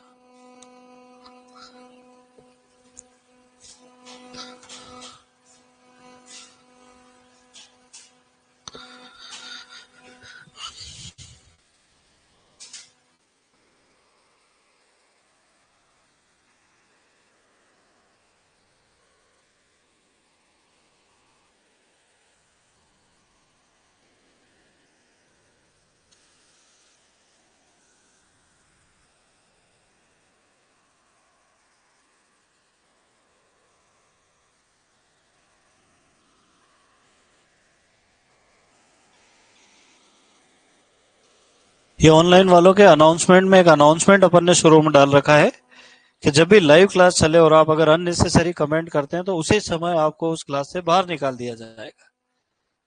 डाउट पूछने के लिए ये बिल्कुल सही जगह नहीं है, चलती क्लास को डिस्टर्ब नहीं करना। ये जो कमेंट सेक्शन है इसको यूट्यूब की तरह यूज नहीं करना है। इसमें केवल ये बताना है कि आवाज साफ नहीं आ रही है या वीडियो अटक रहा है, इसके अलावा तीसरा कोई कमेंट आपको करना ही नहीं, है ना। मैं खरपतवार पढ़ा रहा हूँ, दूसरा आदमी आके कीट विज्ञान के प्रश्न पूछेगा तो ये तो मामले ही गड़बड़ है। ऐसा आदमी तो अपनी क्लास खराब कर रहा है। तो इसलिए ऑनलाइन वालों थोड़ा सा एक बार जाके वो पढ़ लेना सारे जो भी अनाउंसमेंट आपकी क्लास में है ना। हाँ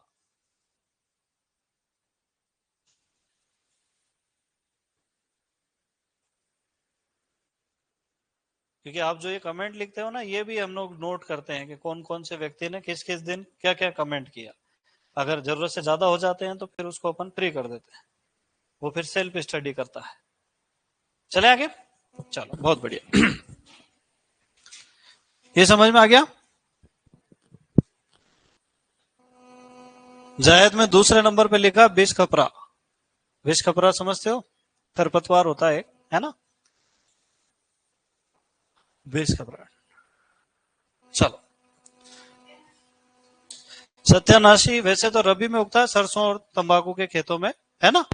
पर ये गर्मियों में भी खड़ा रहता है। अपन जब क्रिकेट खेलते हैं ना गर्मी की छुट्टी में, सत्यानाशी दिखाई देता है क्या वहां, हाँ, है ना। तो इसका जीवन चक्र थोड़ा लंबा है, खरीफ में भी, रबी में भी, और जायद तक ये चल जाता है ना। तो गर्मियों का खरपतवार भी है। चले आगे। अब कितने वर्गीकरण अपन ने पढ़ लिए, कौन कौन से।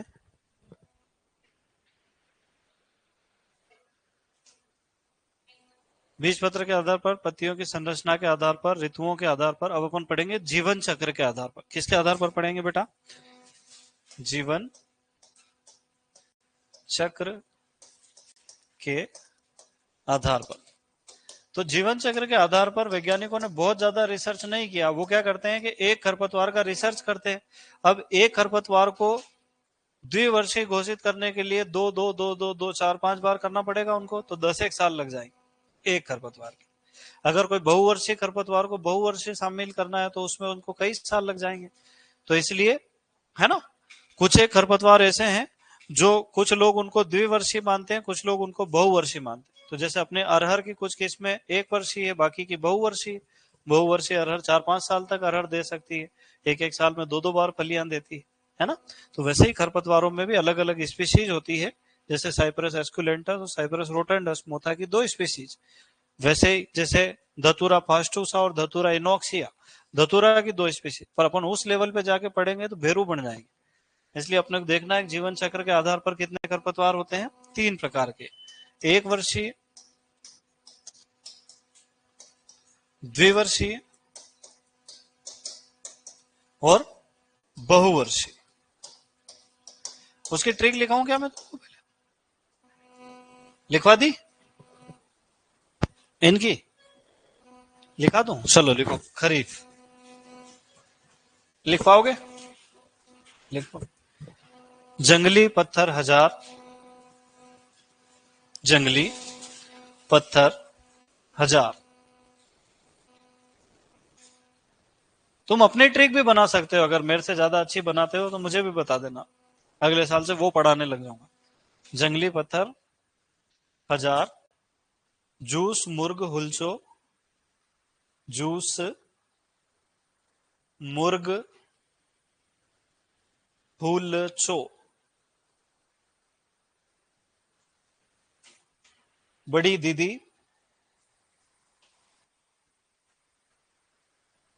स्ट्राम आया है।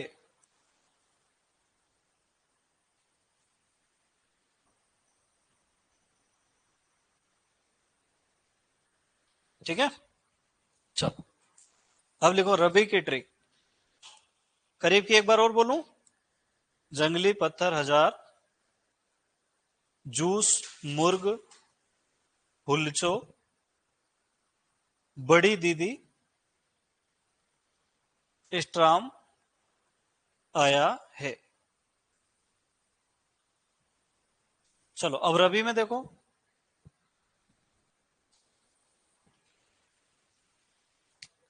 क्या लिखोगे बताओ? मामा के खेत में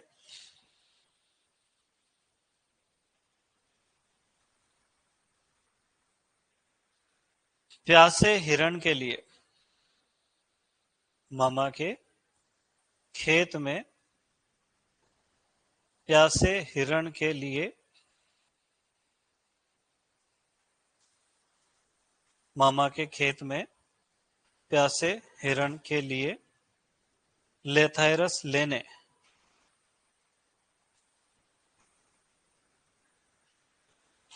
मामा के खेत में प्यासे हिरण के लिए लेथाइरस लेने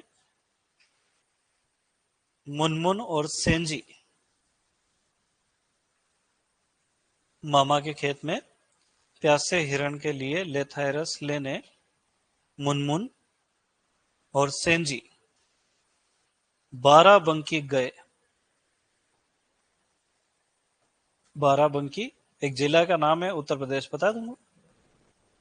यहां उसका मतलब ओरोबंकी है ना। बाराबंकी गए पर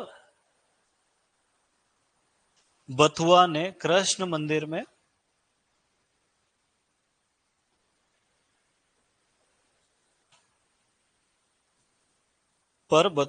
कृष्ण मंदिर में प्लान का सत्यानाश किया। पर बथुआ ने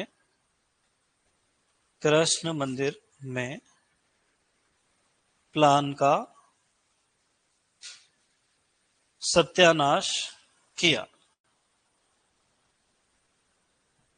अब देखो तुम्हारी पिक्चर में देखना अलग अलग सीन है। एक में उधर पत्थर मार रहे हिरण को, एक में तूफान आ गया, एक में सत्यानाश हो गया प्लान का, है ना। अच्छा,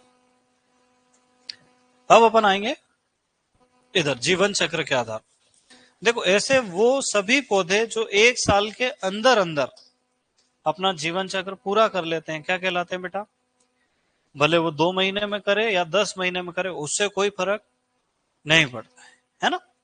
द्विवर्षीय पौधे वो पौधे होते हैं, द्विवर्षीय पौधे वो पौधे होते हैं जो अपने जीवन काल के पहले साल में तो वानस्पतिक वृद्धि करते हैं, दूसरे साल में पुष्पन, फलन एवं बीज निर्माण करते हैं। तो इनका जीवन चक्र कितने साल चलता है? मतलब 1 साल से ज्यादा और 2 साल से पहले पहले कंप्लीट हो जाता है। तीसरे होते हैं बहुवर्षीय। ये अपने जीवन काल में कई वर्षों तक जिंदा रहते हैं और कई बार पुष्पन, फलन और बीज निर्माण करते हैं। इनको क्या कह देंगे अपन? बहुवर्षीय, है ना। जीवन चक्र को क्या लिखेंगे अपन अंग्रेजी में? Based on life cycle.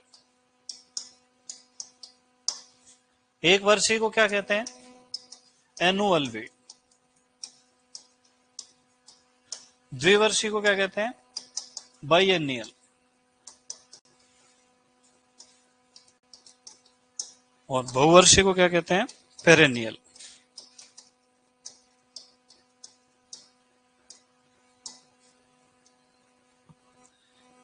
एक वर्षीय, द्विवर्षीय और बहुवर्षीय।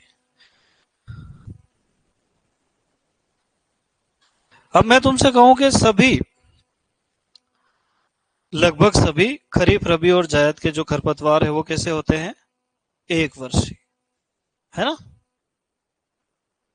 पर मैं अगर ये कहूं कि द्विवर्षीय और बहुवर्षीय को छोड़ के सभी 1 वर्षीय, तो ज्यादा सही रहेगा। तो अपने को याद कौन से करना है? द्विवर्षीय, बहुवर्षीय। फिर भी एक बार पूछा हुआ है कि बथुआ कैसा खरपतवार है, तो यह एक C3 और 1 वर्षीय खरपतवार है। कैसा है बेटा? है ना।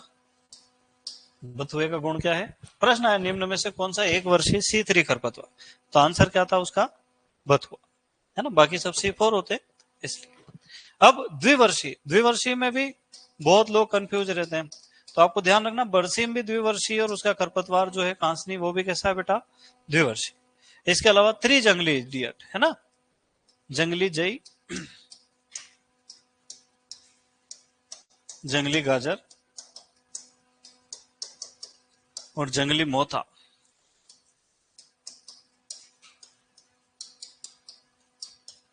इनको क्या कहते हैं अपन? त्रिजंगली इडियट, है ना। मोथा बहुवर्षीय, पर कोई जंगली मोथा पूछे तो फिर वो कैसा हो जाएगा? बाइनियल, है ना। जंगली प्याज भी बाइनियल है। तो ये सब है ना, ये बहुत ज्यादा नाम है, इनको कम कर देता हूं मैं, 1-2 हटा देता हूं इनमें से। क्या रहने दूं? देख लेना, फिर बाद में डाउट, कंफ्यूज मत पैदा कर लेना अपने मन में कि सर हम तो कंफ्यूज हो गए ना, हमको समझ में नहीं आया है। समझ रहे हो कि नहीं? हाँ,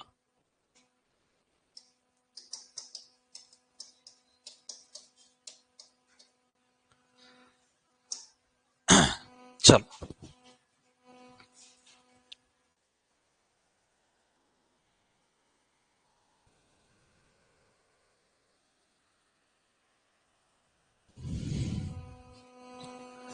अब बहुवर्षीय,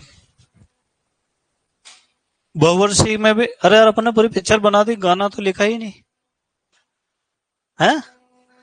तो इसमें गाना भी लिख देते हैं अपन। देखो, आ जरा झरबेरी बेशरम, है, आ जरा झरबेरी बेशरम, मोही मेहंदी लगा के धूप में लटका, मोही मेहंदी लगा के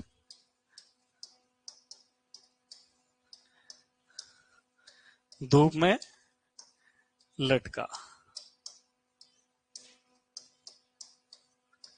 तो आग जराया झरबेरी बेशरम, है ना। ये अच्छा गाना है यार। आ जरा झरबेरी बेशरम, मोही मेहंदी लगा के धूप में लटका। वाह भाई वाह। चलो लिख लो, फिर आखिरी में ट्रैक लिखवा दें।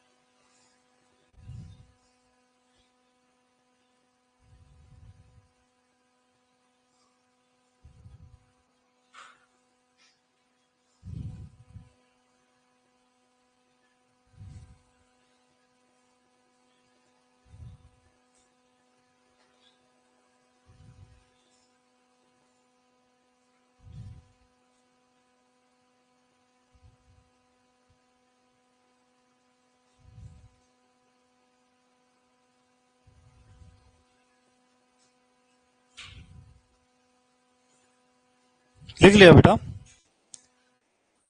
हम्म।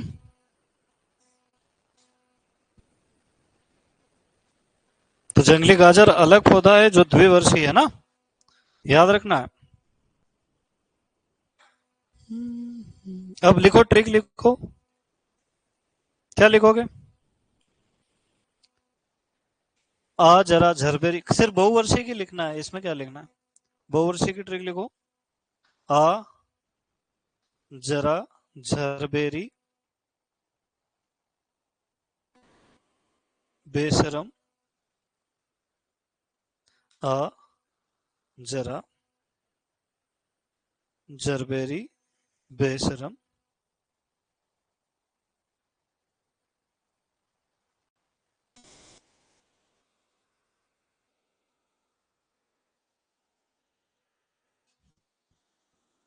आ जरा झरबेरी बेशरम, मोही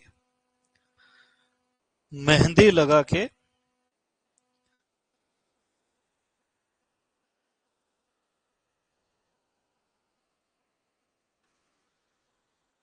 आ जरा झरबेरी बेशरम, मोही मेहंदी लगा के धूप में। किसी ट्रिक है यार।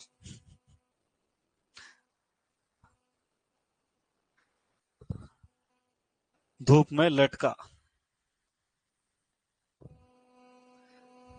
चले आगे।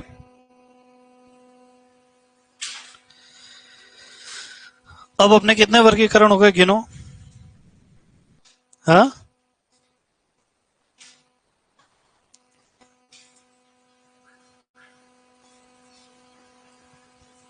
चल। अब एक स्टार लगा के लिखो, गाजर घास एक C3+C4 पौधा है। देखो अभी अपने आप में कैसे परिवर्तन करते हैं खरपतवार, है ना। आधी पत्तियां C3 और आधी C4, आधा पौधा C3 प्रकाश संश्लेषण करता है और आधा पौधा C4। देखो गाजर घास एक C3+C4 पौधा है।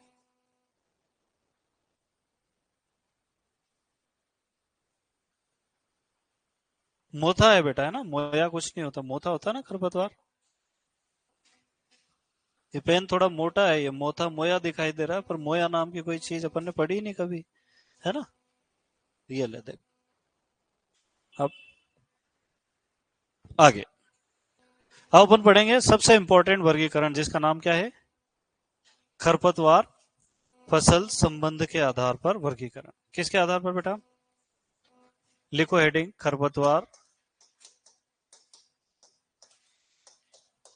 फसल संबंध के आधार पर। अच्छा मुझे एक बात बताओ, क्या तुमको पढ़ते समय नींद आती है? नहीं आती? चलो।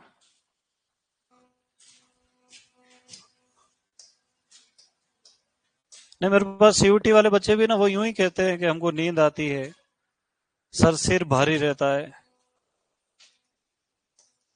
समझ में नहीं आता क्या पढ़ूं।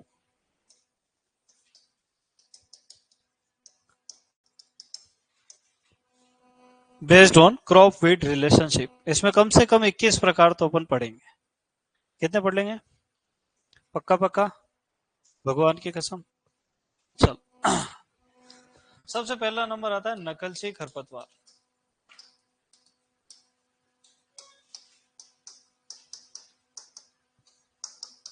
इसको कहते हैं मिमिक्री वीड, है ना। अब मिमिक्री दो तरह की होती है। एक फिजियोलॉजिकल मिमिक्री, यानी एक खरपतवार का पौधा फसल के पौधे की नकल कर रहा है। एक होता है सीड मिमिक्री, यानी खरपतवार का पौधा फसल के बीज की नकल कर रहा है, उसको सैटेलाइट वीड कहते हैं। क्या कहते हैं? सैटेलाइट खरपतवार, जब वो बीज की नकल कर रहा है ना। तो नकलची खरपतवार देखो होता क्या है कि जब हम मान लो किसी खेत में गए, साधारण नजरों से हमने देखा तो हमको खरपतवार देखा ही नहीं, 2 महीने बाद पता चला कि ये तो फसल का पौधा नहीं था, ये तो खरपतवार था। तो जो हमारे फसलों के जंगली रिश्तेदार है, जो संबंधित पौधे हैं, वही नकलची खरपतवार कहलाते हैं। शुरुआती दौर में जब पौधे छोटे होते हैं तो गेहूं और गेहूंसा को अलग अलग पहचानना बहुत ही मुश्किल हो जाता है। तो हम कह सकते हैं ऐसे खरपतवार जो अपने जीवन चक्र की शुरुआती अवस्था में फसल के पौधों के समान दिखाई देता है, इस कारण से किसानों के द्वारा इनको पहचानना बहुत ही मुश्किल है। तो ऐसे पौधे जो फसल के पौधों के समान दिखाई देते हैं क्या कहलाते हैं? नकलची खरपतवार, है ना। जैसे गेहूं में गेहूंसा, धान में जंगली धान, जई में जंगली जई, गन्ने में कांस, ज्वार में बरू। तो ये जंगली रिश्तेदारी तो है ना सारे के सारे, है ना। तो लिखो नकलची खरपतवार में ऐसे खरपतवार जिनके पौधे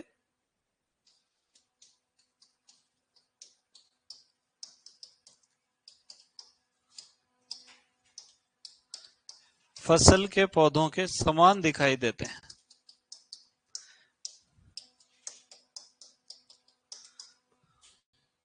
ऐसे खरपतवार जिनके पौधे फसल के पौधों के समान दिखाई देते हैं।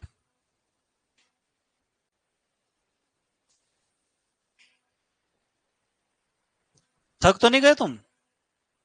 मैं तो चुटकुला सुनाऊं एक आध, सुना दो चुटकुला। चलो आगे। ऐसे खरपतवार जिनके पौधे फसल के पौधों के समान दिखाई देते हैं क्या कहलाते हैं बेटा? अब वो लिखने की जरूरत नहीं है, नकलची में ही तो लिख रहे हो अंदर। ठीक है। उदाहरण, इसके उदाहरण बहुत इंपॉर्टेंट है, ध्यान रखना है ना। तो एक तो कैसी मिमिक्री करेगा पौधा? पौधे पौधे की नकल करेंगे, इसको कहते हैं फिजियोलॉजिकल मिमिक्री, है ना। यानी जो दृश्य लक्षण है, पौधा पौधे के समान दिखाई दे रहा है ना। प्लांट मिमिक्री कहेंगे, क्या कहेंगे इसको? प्लांट मिमिक्री, यानी पौधे की नकल करना। जैसे गेहूं में गेहूं सा, जैसे धान में जंगली धान,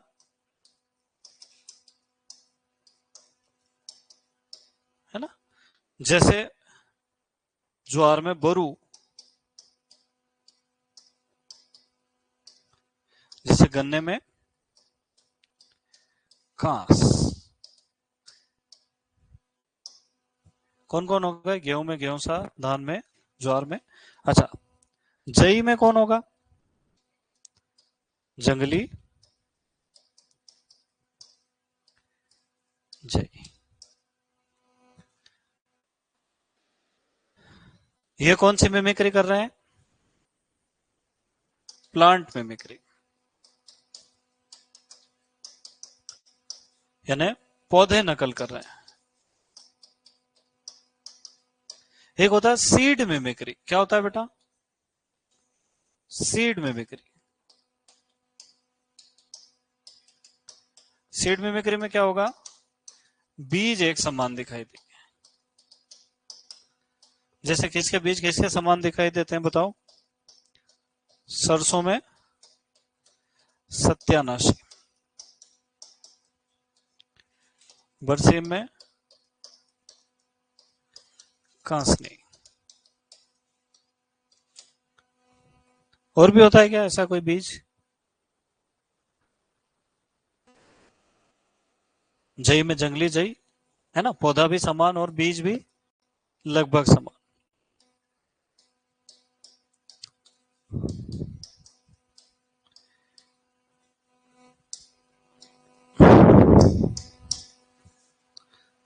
जई में जंगली जई। ये बात तुम्हारी समझ में आई क्या नहीं आई? क्या आई?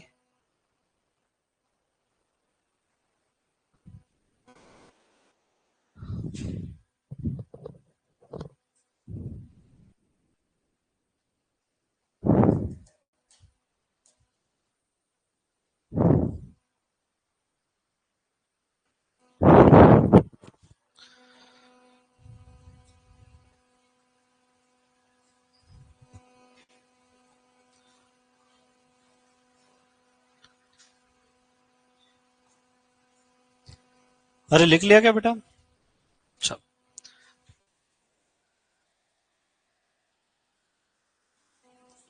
अच्छा मुझे एक बात बताओ कि क्या सत्यानाशी का पौधा सरसों के पौधे जैसा दिखाई देता है? नहीं, वो तो अलग पहचान में आ जाता है ना। तो वो केवल कौन सी मिमिक्री दर्शाता है? हाँ, चलो। Seed mimicry. बरसिम में कांसनी, सरसों में सत्यानाशी और जई में जंगली जई। ये हो गया नकलची खरपतवार का काम समा। अब प्रश्न आता है कि किसानों के द्वारा खेत में कौन सा खरपतवार पहचाना नहीं जा सकता है? तो उसका उत्तर क्या आएगा? नकलची खरपतवार। ऐसा कहीं लिखा है अपन ने किसानों के द्वारा पहचान? ये अब अपने दिमाग की प्रोसेसिंग, अपन क्या करते हैं, चीजों को लाइन टू लाइन रट लेते हैं। लाइन मिलती है तो उत्तर आता है, लाइन नहीं मिलती है तो उत्तर नहीं आता है। तो अपने को पता होना चाहिए कि ऐसे खरपतवार जिनको खेत में पहचानना मुश्किल होता है उनको क्या कहेंगे अपन? नकलची खरपतवार, मिमिक्री वीड। क्यों? क्योंकि वो हमारे फसल के पौधों की नकल कर रहे हैं ताकि किसान उनको पहचान के उखाड़ नहीं दे। किसान फिर भी पहचान जाता है। और अपनी भैंस और पड़ोसी की भैंस में अंतर दिखाई देता है कि नहीं? भैंस भैंस तो एक समान होना चाहिए। तो हंस क्यों रहा है भाई भैंस के नाम पे? चलो।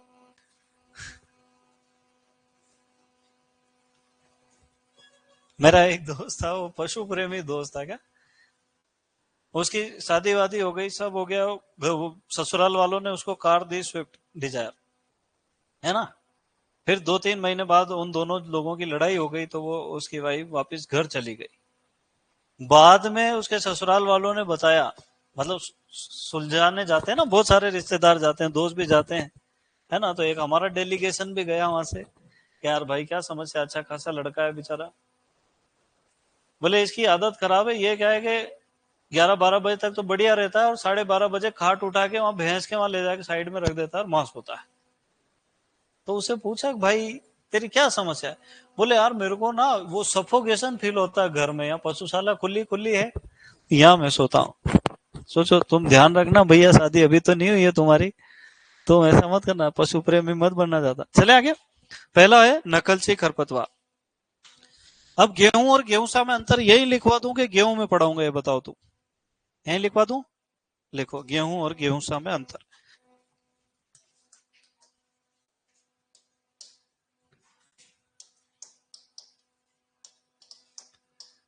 ये प्रश्न आता है क्या? आ भी सकता है, देखो। तो अपन एक एक गुण के आधार पर अंतर पढ़ लेते हैं।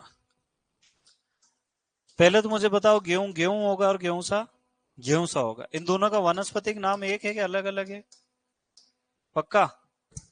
गेहूं का क्या है? हाँ, टेटिकम एस्टिवम। और गेहूं सा का क्या है बेटा? Phalaris minor. अब ये खेत में थोड़ी पता चलेगा कि वानस्पतिक नाम क्या है, तो ये तो ऐसे ही मैंने लिखवा दिया ताकि पता रहे तुमको। अब मुझे एक बात बताओ कि गेहूं की जड़ें कैसे रंग की होती है? सफेद रंग की होती है। और गेहूं सा की जड़ें कैसे रंग की होती है? गुलाबीपन लिए हुए, है ना। अच्छा, गेहूं का परीक्षण भार किसको हम कहते हैं बेटा? हाँ, टेस्ट वेट, TW, 1000 दानों का भार। तो गेहूं के 1000 दानों का भार कितना होता है?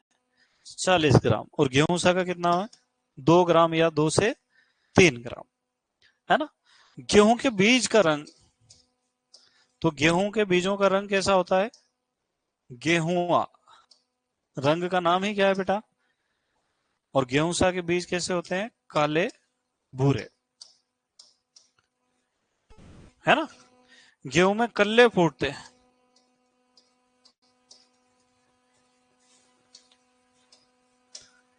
और इसमें द्वितीयक शाखाएं निकलती है। द्वितीयक शाखा समझते हो तुम लोग? अगर एक ही तने के साइड में शाखाएं निकल रही है तो उसको क्या कहेंगे? द्वितीयक शाखा। पर गेहूं में तो तना सीधा ही खड़ा रहता, उससे कोई शाखा नहीं निकलती। लिख लो। गेहूं एवं गेहूं में अंतर।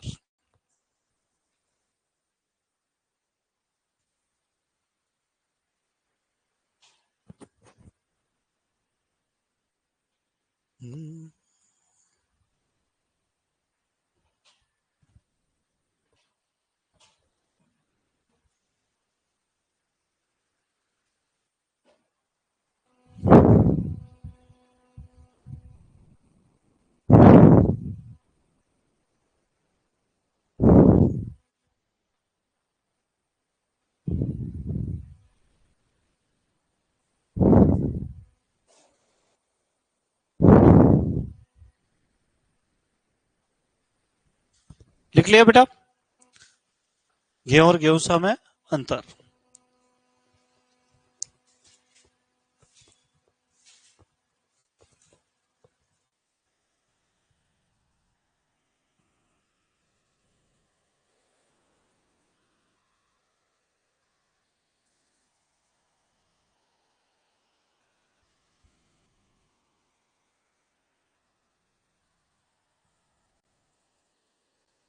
हाँ,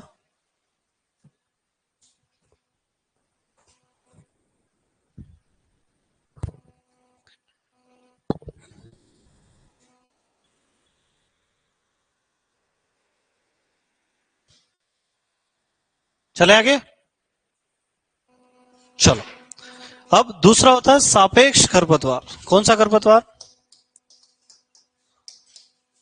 सापेक्ष खरपतवार, जिसको हम कहते हैं रिलेटिव वीड। क्या कहते हैं बेटा? Relative weed.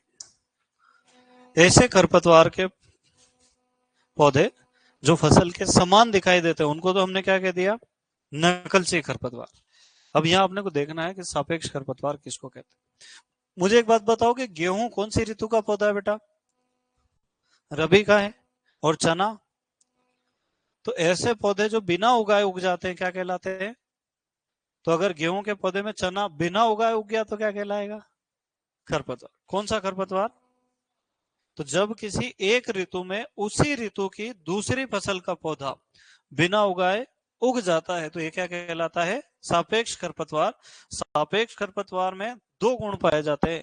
एक तो दोनों पौधे फसल के होना चाहिए, एक ही ऋतु के होना चाहिए, और बिना उगाए उगना चाहिए। अगर हमने ही उगाया गेहूं चना तो मिश्रित फसल हो गई, और बिना उगाए उग गया तो सापेक्ष खरपतवार, है ना? तो गेहूं प्लस सरसों ये तो मिश्रित फसल है, पर अगर गेहूं में बिना उगाए सरसों उग रही है तो वो क्या है? सापेक्ष खरपतवार।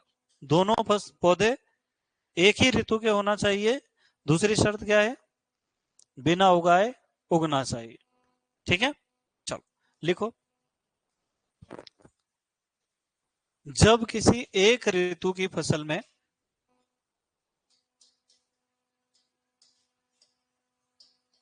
जब किसी एक ही ऋतु की फसल में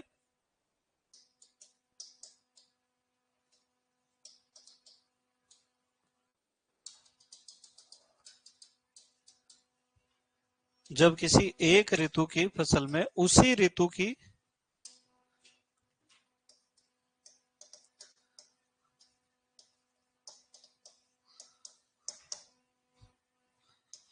दूसरी फसल का पौधा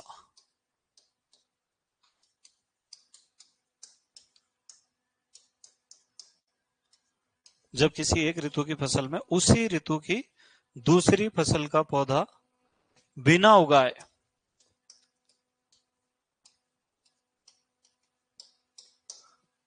उग आना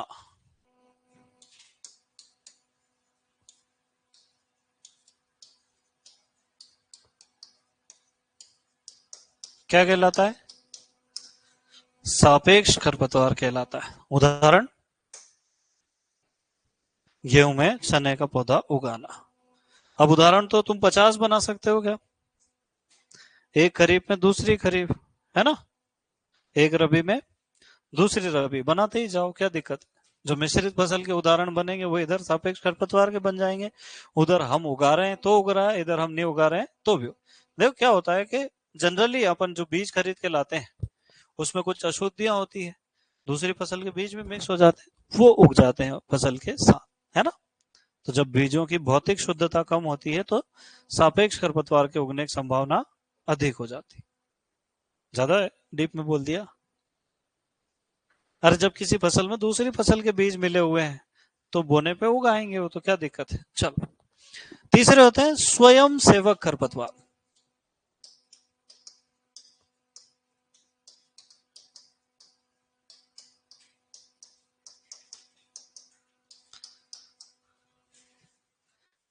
इनको कहते हैं वॉलेंटियर वीड।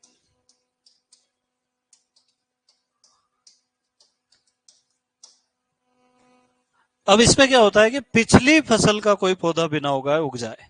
जैसे गेहूं में सोयाबीन का हो गया, तो सोयाबीन तो खरीफ में था, अपन ने काट लिया, कुछ बीज जो है वो खेत में गिर गए, फिर जब अपन ने गेहूं लगाया तो पड़े हुए बीज गेहूं के साथ उग गए, तो उसको क्या कहेंगे अपन? स्वयं सेवक या वॉलेंटियर वीड, है ना। तो यहाँ पे तो हमने क्या देखा, एक ही ऋतु का पौधा है। यहाँ क्या देखना अपने को, पिछली ऋतु का पौधा। लिखो, जब किसी एक ऋतु की फसल में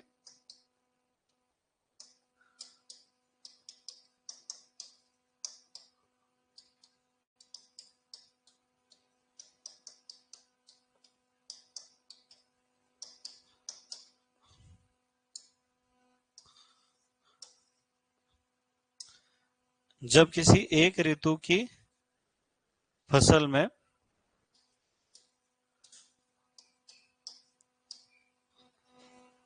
पिछली ऋतु की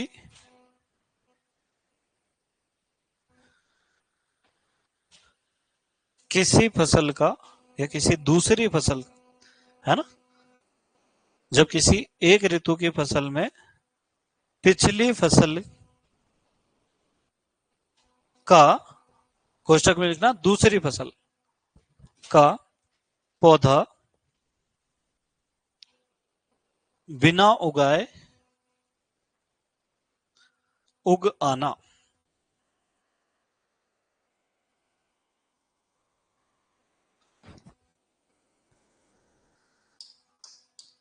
जैसे गेहूं के खेत में सोयाबीन,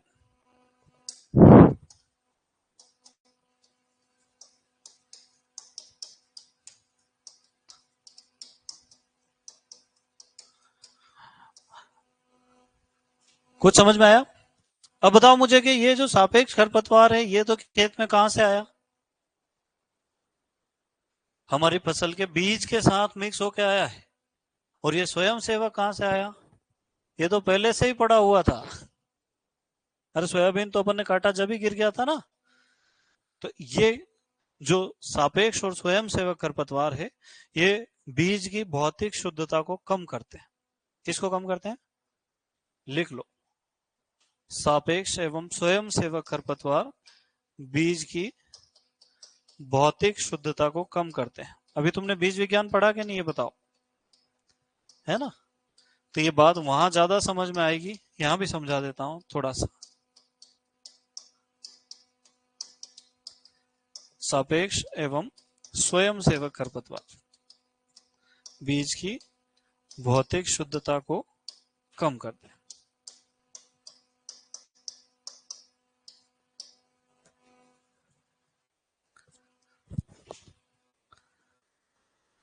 सापेक्ष एवं स्वयं सेवक खरपतवार बीज की भौतिक शुद्धता को कम करते हैं।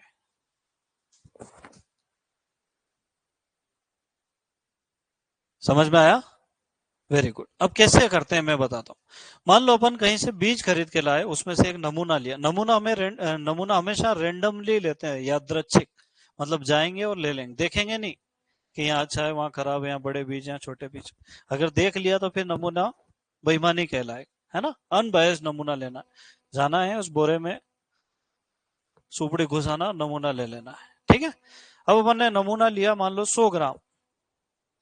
अब अपन उसको एक सफेद रंग के एक बोर्ड के ऊपर रखते हैं नमूने को, और एक चिमटी की सहायता से बीज बीज हमारी फसल का जो है, हमारी किस्म का है, उसको निकाल के इधर कर लेते। अब बाकी क्या बचा होगा बताओ?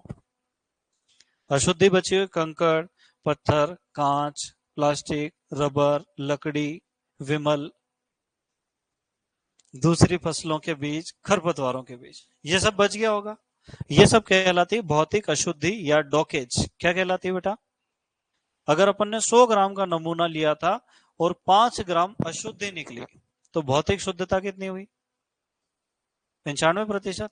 और 10 ग्राम अशुद्धि निकली तो कम हुई या ज्यादा हुई? तो ये दोनों दूसरी फसल के बीज है, ये दोनों काय में गिने जाएंगे? डॉकेज में, अशुद्धि में गिने जाएंगे। इसलिए भौतिक शुद्धता को दोनों कम कर। कुछ समझ में आया कि नहीं आया? Very good. अब अगला खरपतवार है अवांछित खरपतवार। 5वें पे पहुंच गए क्या अपन, कि चौथे? अवांछित खरपतवार।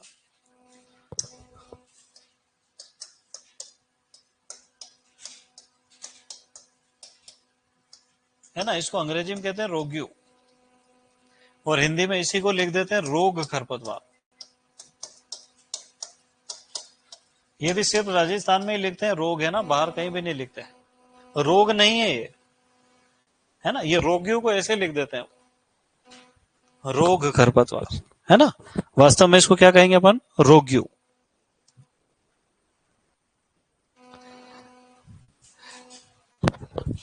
तुमने कभी गेहूं का खेत देखा है क्या, है? नहीं देखा? पूरा खेत बराबर होता है। जब भी कोई किस्म बनाते हैं ना अपन, तो उसमें एक टेस्ट होता है, DUS test, dust test, distinctness, uniformity and stability test. मतलब सारे पौधे एक जैसे दिखाई देना चाहिए, है ना। यूनिफॉर्मिटी, डिस्टिंक्टनेस मतलब उसके लक्षण अन्य किस्मों के लक्षण से बिल्कुल अलग होना चाहिए, पहचान में आना चाहिए कि ये अलग है और ये अलग है। डिस्टिंक्टनेस, यूनिफॉर्मिटी मतलब सारे पौधों की हाइट, हेल्थ, दानों की संख्या, दानों का भार, सारे दृश्य लक्षण एक समान होना चाहिए। और स्टेबिलिटी मतलब पीढ़ी दर पीढ़ी उन गुणों में गिरावट नहीं आना चाहिए। अगर शुद्धता मेंटेन करे तो गिरावट नहीं आना। तो जब गेहूं का पूरा खेत एक बराबर होता है, तो फिर वो 3-4 करण अर्जुन डांस क्यों करते हैं, देखे तुमने? लंबे वाले गेहूं उग जाते हैं, तो उनकी मम्मी ने उनको ज्यादा कॉम्प्लेन पिलाया?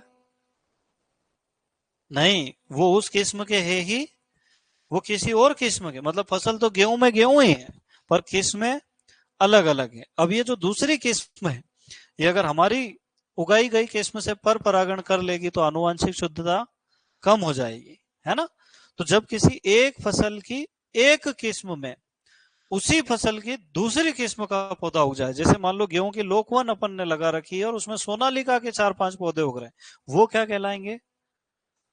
तो यहां तो फसल भी समान है, केवल अलग अलग क्या है, किस्म अलग अलग है। चलो लिखो इसमें,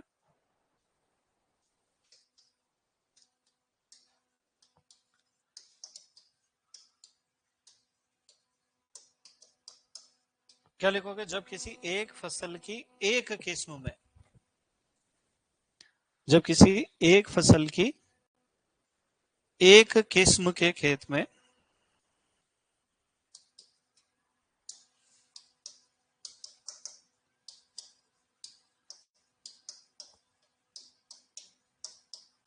जब किसी एक फसल की एक किस्म में उसी फसल की दूसरी किस्म के पौधे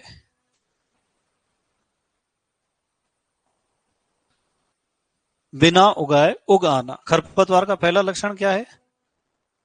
बिना उगाए उग आना। जब किसी एक फसल की एक किस्म के खेत में उसी फसल की दूसरी किस्म के पौधे बिना उगाए उग आना क्या कहलाता है बेटा? अवांछित खरपतवार कहलाता है। अब ये अवांछित खरपतवार क्या नुकसान करते हैं? अब गेहूं तो गेहूं ही है, अपन बेचेंगे तो गेहूं के नाम से ही बिकेगा, है ना। तो ये फसल की आनुवांशिक शुद्धता को कम करते हैं। लिखो, ये फसल की आनुवांशिक शुद्धता, ये भी बीज विज्ञान का हिस्सा है ना।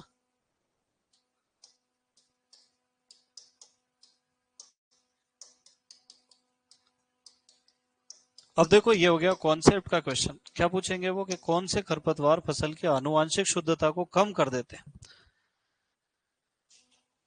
अवांछित खरपतवार या रोग खरपतवार क्या कर देते हैं बेटा? अब ये आनुवांशिक शुद्धता क्या होती है? तो अपन जानते हैं कि कोई भी एक किस्म है, उसके हर बीज का DNA लगभग समान होना चाहिए, 100%। तो वो किस्म कहलाएगी। मतलब सभी बीजों का DNA कैसा होना चाहिए? एक जैसा। अब DNA में परिवर्तन कब होता है? जब पर परागण हो जाता है। तो ये जो अवांछित पौधे हैं, ये फसल में पर परागण करके DNA को खराब कर रहे हैं, उसके अपने गुणों से अलग ले जा रहे हैं गुणों को, इसलिए कहते हैं आनुवांशिक शुद्धता कम हो जाती है। अब जब बीज उत्पादन अपन करते हैं, तो ऐसे खरपतवारों को निकालना रोगिंग कहलाता है। क्या कहलाता है बेटा? तो लिखो, बीज उत्पादन प्रक्रिया में अपने को मंडी में ले जाके बेचना है तो कोई दिक्कत नहीं, उगने दो। बीज उत्पादन प्रक्रिया में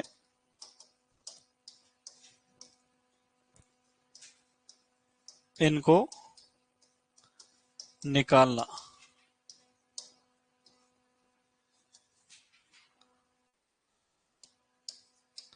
रोगिंग कहलाता है। क्या कहलाता है बेटा? और रोगिंग हमेशा कब की जाती है?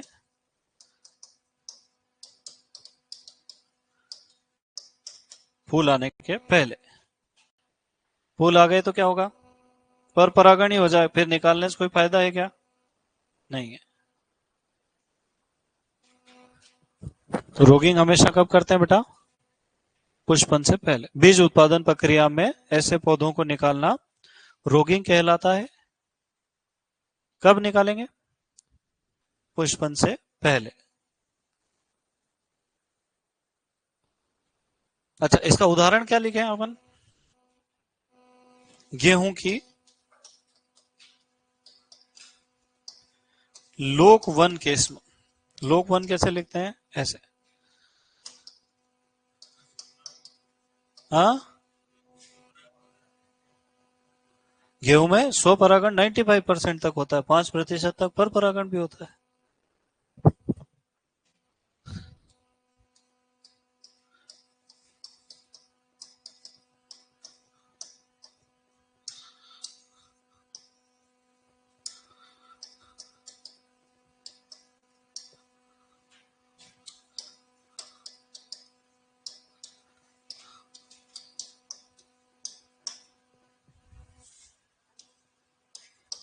क्या हुआ बेटा? पूरे दिन भर की बातचीत इकट्ठी करके लेके आओ और यहाँ आके 2 घंटे क्लास में सब बातें बता दो एक दूसरे को। वो आवाज बंद ही नहीं होती मधुमक्खियों जैसी। ऐसी कौन सी बात है? क्या बात करते दो स्टूडेंट के, तुझे भिंडी पसंद है क्या? बोले हाँ। बोले मैंने रात में ही खाई। घर परिवार की बातें, दूसरे लोगों की बातें, ऐसे कोई फायदा होने वाला नहीं। जिंदगी कट गई लोगों की। कितने हो गए? तुम्हारी हालत तो ऐसी हो गई जैसे 40-50 लिखवा दी हो मैंने। हैं? चलो आगे चले बेटा। अब बताओ पहला कौन सा था? नकलची खरपतवार। ऐसे पौधे जो फसल के पौधों समान दिखाई देते हैं उसको कहते हैं प्लांट मिमिक्री। ऐसे खरपतवार जिनके बीज फसल के बीजों के समान दिखाई देते हैं उसको कहते हैं सीड मिमिक्री, या सैटेलाइट खरपतवार भी उसको हम लोग कभी कभी कहते हैं। तो ऐसे पौधे जो हमारी फसल की नकल करते हैं उनको कहते हैं हम लोग नकलची या मिमिक्री खरपतवार। ठीक है, इनको पहचानना मुश्किल रहता है। दूसरी बात आती है सापेक्ष खरपतवार। सापेक्ष खरपतवार क्या करते हैं? एक ऋतु की एक फसल में उसी ऋतु की दूसरी फसल का पौधा उगाना, ये बीज के साथ मिक्स होकर आ जाता है। तीसरा स्वयं सेवक खरपतवार। वो पहले से ही पड़े रहते हैं और आने वाली अगली पीढ़ी की फसल में उग जाते हैं। जैसे गेहूं में सोयाबीन उगना या गेहूं में कपास का पौधा उगना, किसका उदाहरण हो जाएगा? स्वयं सेवक। तो सापेक्ष और स्वयं सेवक तो भौतिक शुद्धता खराब करते हैं, पर आनुवांशिक शुद्धता कौन खराब करता है? हाँ, अवांछित खरपतवार। और ये अवांछित खरपतवार क्या करते हैं? अवांछित पर परागण कर देते हैं, जिससे बीज की आनुवांशिक शुद्धता कम हो जाती। तो ये अवांछित कहलाएगा कब? जब किसी एक ऋतु की एक फसल की एक किस्म में सेम ऋतु की उसी फसल की दूसरी किस्म, या हम कहेंगे एक ही फसल की दो किस्मों के अलग अलग पौधे अगर एक ही खेत में दिखाई दे रहे हैं तो एक तो मुख्य किस्म है और एक दूसरी किस्म है, और वो दूसरी किस्म का पौधा क्या कहलाएगा? अवांछित या रोग्यु खरपतवार, है ना। चलो, अब एक होता है जलीय खरपतवार। क्या होता है बेटा? लिखो अगला 5वां नंबर। जलीय खरपतवार पहाड़ों पे उगेंगे। अरे कहां उगेंगे? एक्वाटिक वीड्स, है ना। इन्हें हाइड्रोफाइट्स कहते हैं। क्या कहते हैं बेटा? प्रश्न आता है किस प्रकार के खरपतवार हाइड्रोफाइट्स कहलाते हैं? जल में उगने वाले, है ना। तो इसमें अपन ऐसा नहीं लिखेंगे कि ये खरपतवार जल में उगते हैं, क्योंकि अपने नाम से ही समझ में आ रहा है। उदाहरण देखो, बताओ एक आध। जलकुंभी, और हाइड्रिला, वाटर लेट्यूसी, अफ्रीकन पायल, है ना। इसको कहते हैं दुनिया का सबसे खराब खरपतवार, वर्ल्ड्स वर्स्ट वीड। क्या कहते हैं बेटा? वर्ल्ड्स वर्स्ट वीड, दुनिया का सबसे खराब खरपतवार किसे माना जाता है? अफ्रीकन पैर। यहां इसलिए लिखवा रहा हूं क्योंकि मैं भूल जाऊंगा आखिरी में एक्स्ट्रा पॉइंट लिखवाने। विश्व का सबसे खराब खरपतवार किसको माना गया है? अफ्रीकन पायल। तो जलकुंभी, हाइड्रिला, वाटर लेट्यूसी और अफ्रीकन पायल। और भी बहुत सारे जलीय पौधे होते हैं पर ये चार महत्वपूर्ण है। अब तुमको पता है इनको नियंत्रित करने की एक यांत्रिक विधि है। नियंत्रण की यांत्रिक विधि, उसको कहते हैं चेनिंग। क्या कहते हैं बेटा? चेनिंग या ड्रैगिंग। पर अपने राजस्थान में ड्रेजिंग लिख देते हैं। क्या लिख देते हैं? ड्रेजिंग नहीं होता, वो होता है ड्रैगिंग। पकड़ के खींचना, घसीटना, क्या कहलाता है? ड्रैगिंग। तो दो नाव के बीच में चेन बांध दो तो कौन सी विधि हो जाएगी? चेनिंग। उसमें उलझ के सारे जलीय खरपतवार बाहर आ जाए। ड्रैगिंग मतलब उसको पकड़ के खींचना है, एक पौधा दूसरे में उलझा हुआ रहता है, बहुत लंबे लंबे पौधे रहते हैं। नहीं तो मोटरसाइकिल के पीछे बांध दो रस्सी से जलकुंभी और मोटरसाइकिल चलाओ आगे की तरफ, क्या होगा? आधे तालाब की जलकुंभी बाहर आ जाएगी। इसको कहेंगे ड्रैगिंग, है ना। तो चेनिंग और ड्रैगिंग किसकी विधि है? जलीय खरपतवारों के नियंत्रण।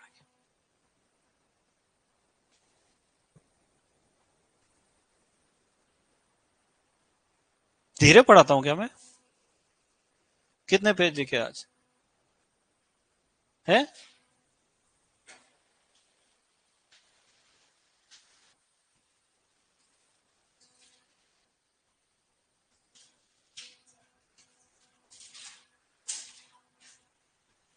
पांच ही लिखे बस?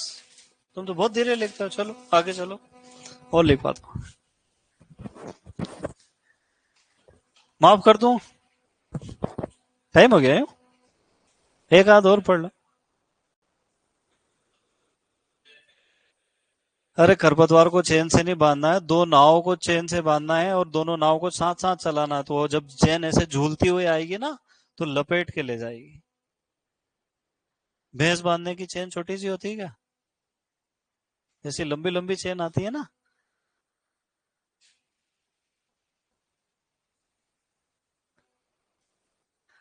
देख कोई फोटो थोड़ी डालेगा उसका यार। ये भी बहुत खतरनाक किस्म का आदमी है यार। अरे अपन ने जो दुनिया नहीं देखी वो भी दुनिया होती है, पता है तुमको?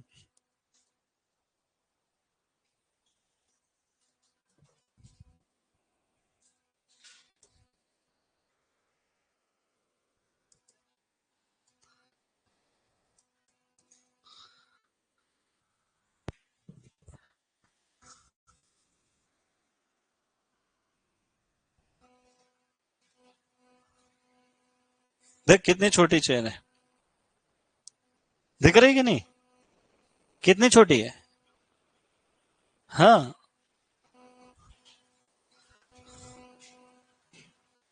ये देखो एक चेन ये बांध रखी, दिख रही? ये एक ये मशीन आती है खरपतवार नियंत्रण की, है ना। ये अपने आती है यहाँ। ये देखो, दिख रहा? सारे समेट के ले जाओ एक साथ। देखो ये मशीन है। तो चेन से बांध के खींचना क्या कहलाता है बेटा? चेनिंग। अरे यार, चलो अब कल पढ़ेंगे। क्या अभी पढ़ाऊं? तुम जीत करोगे तो अभी पढ़ा दूंगा मैं। कल पक्का? भगवान की कसम। चलो जाओ ऐश करो यार, तुम भी क्या याद रखो।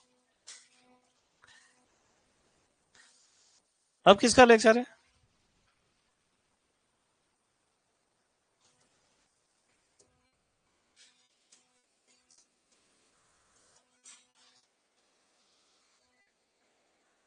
आज तारीख कितनी है रे?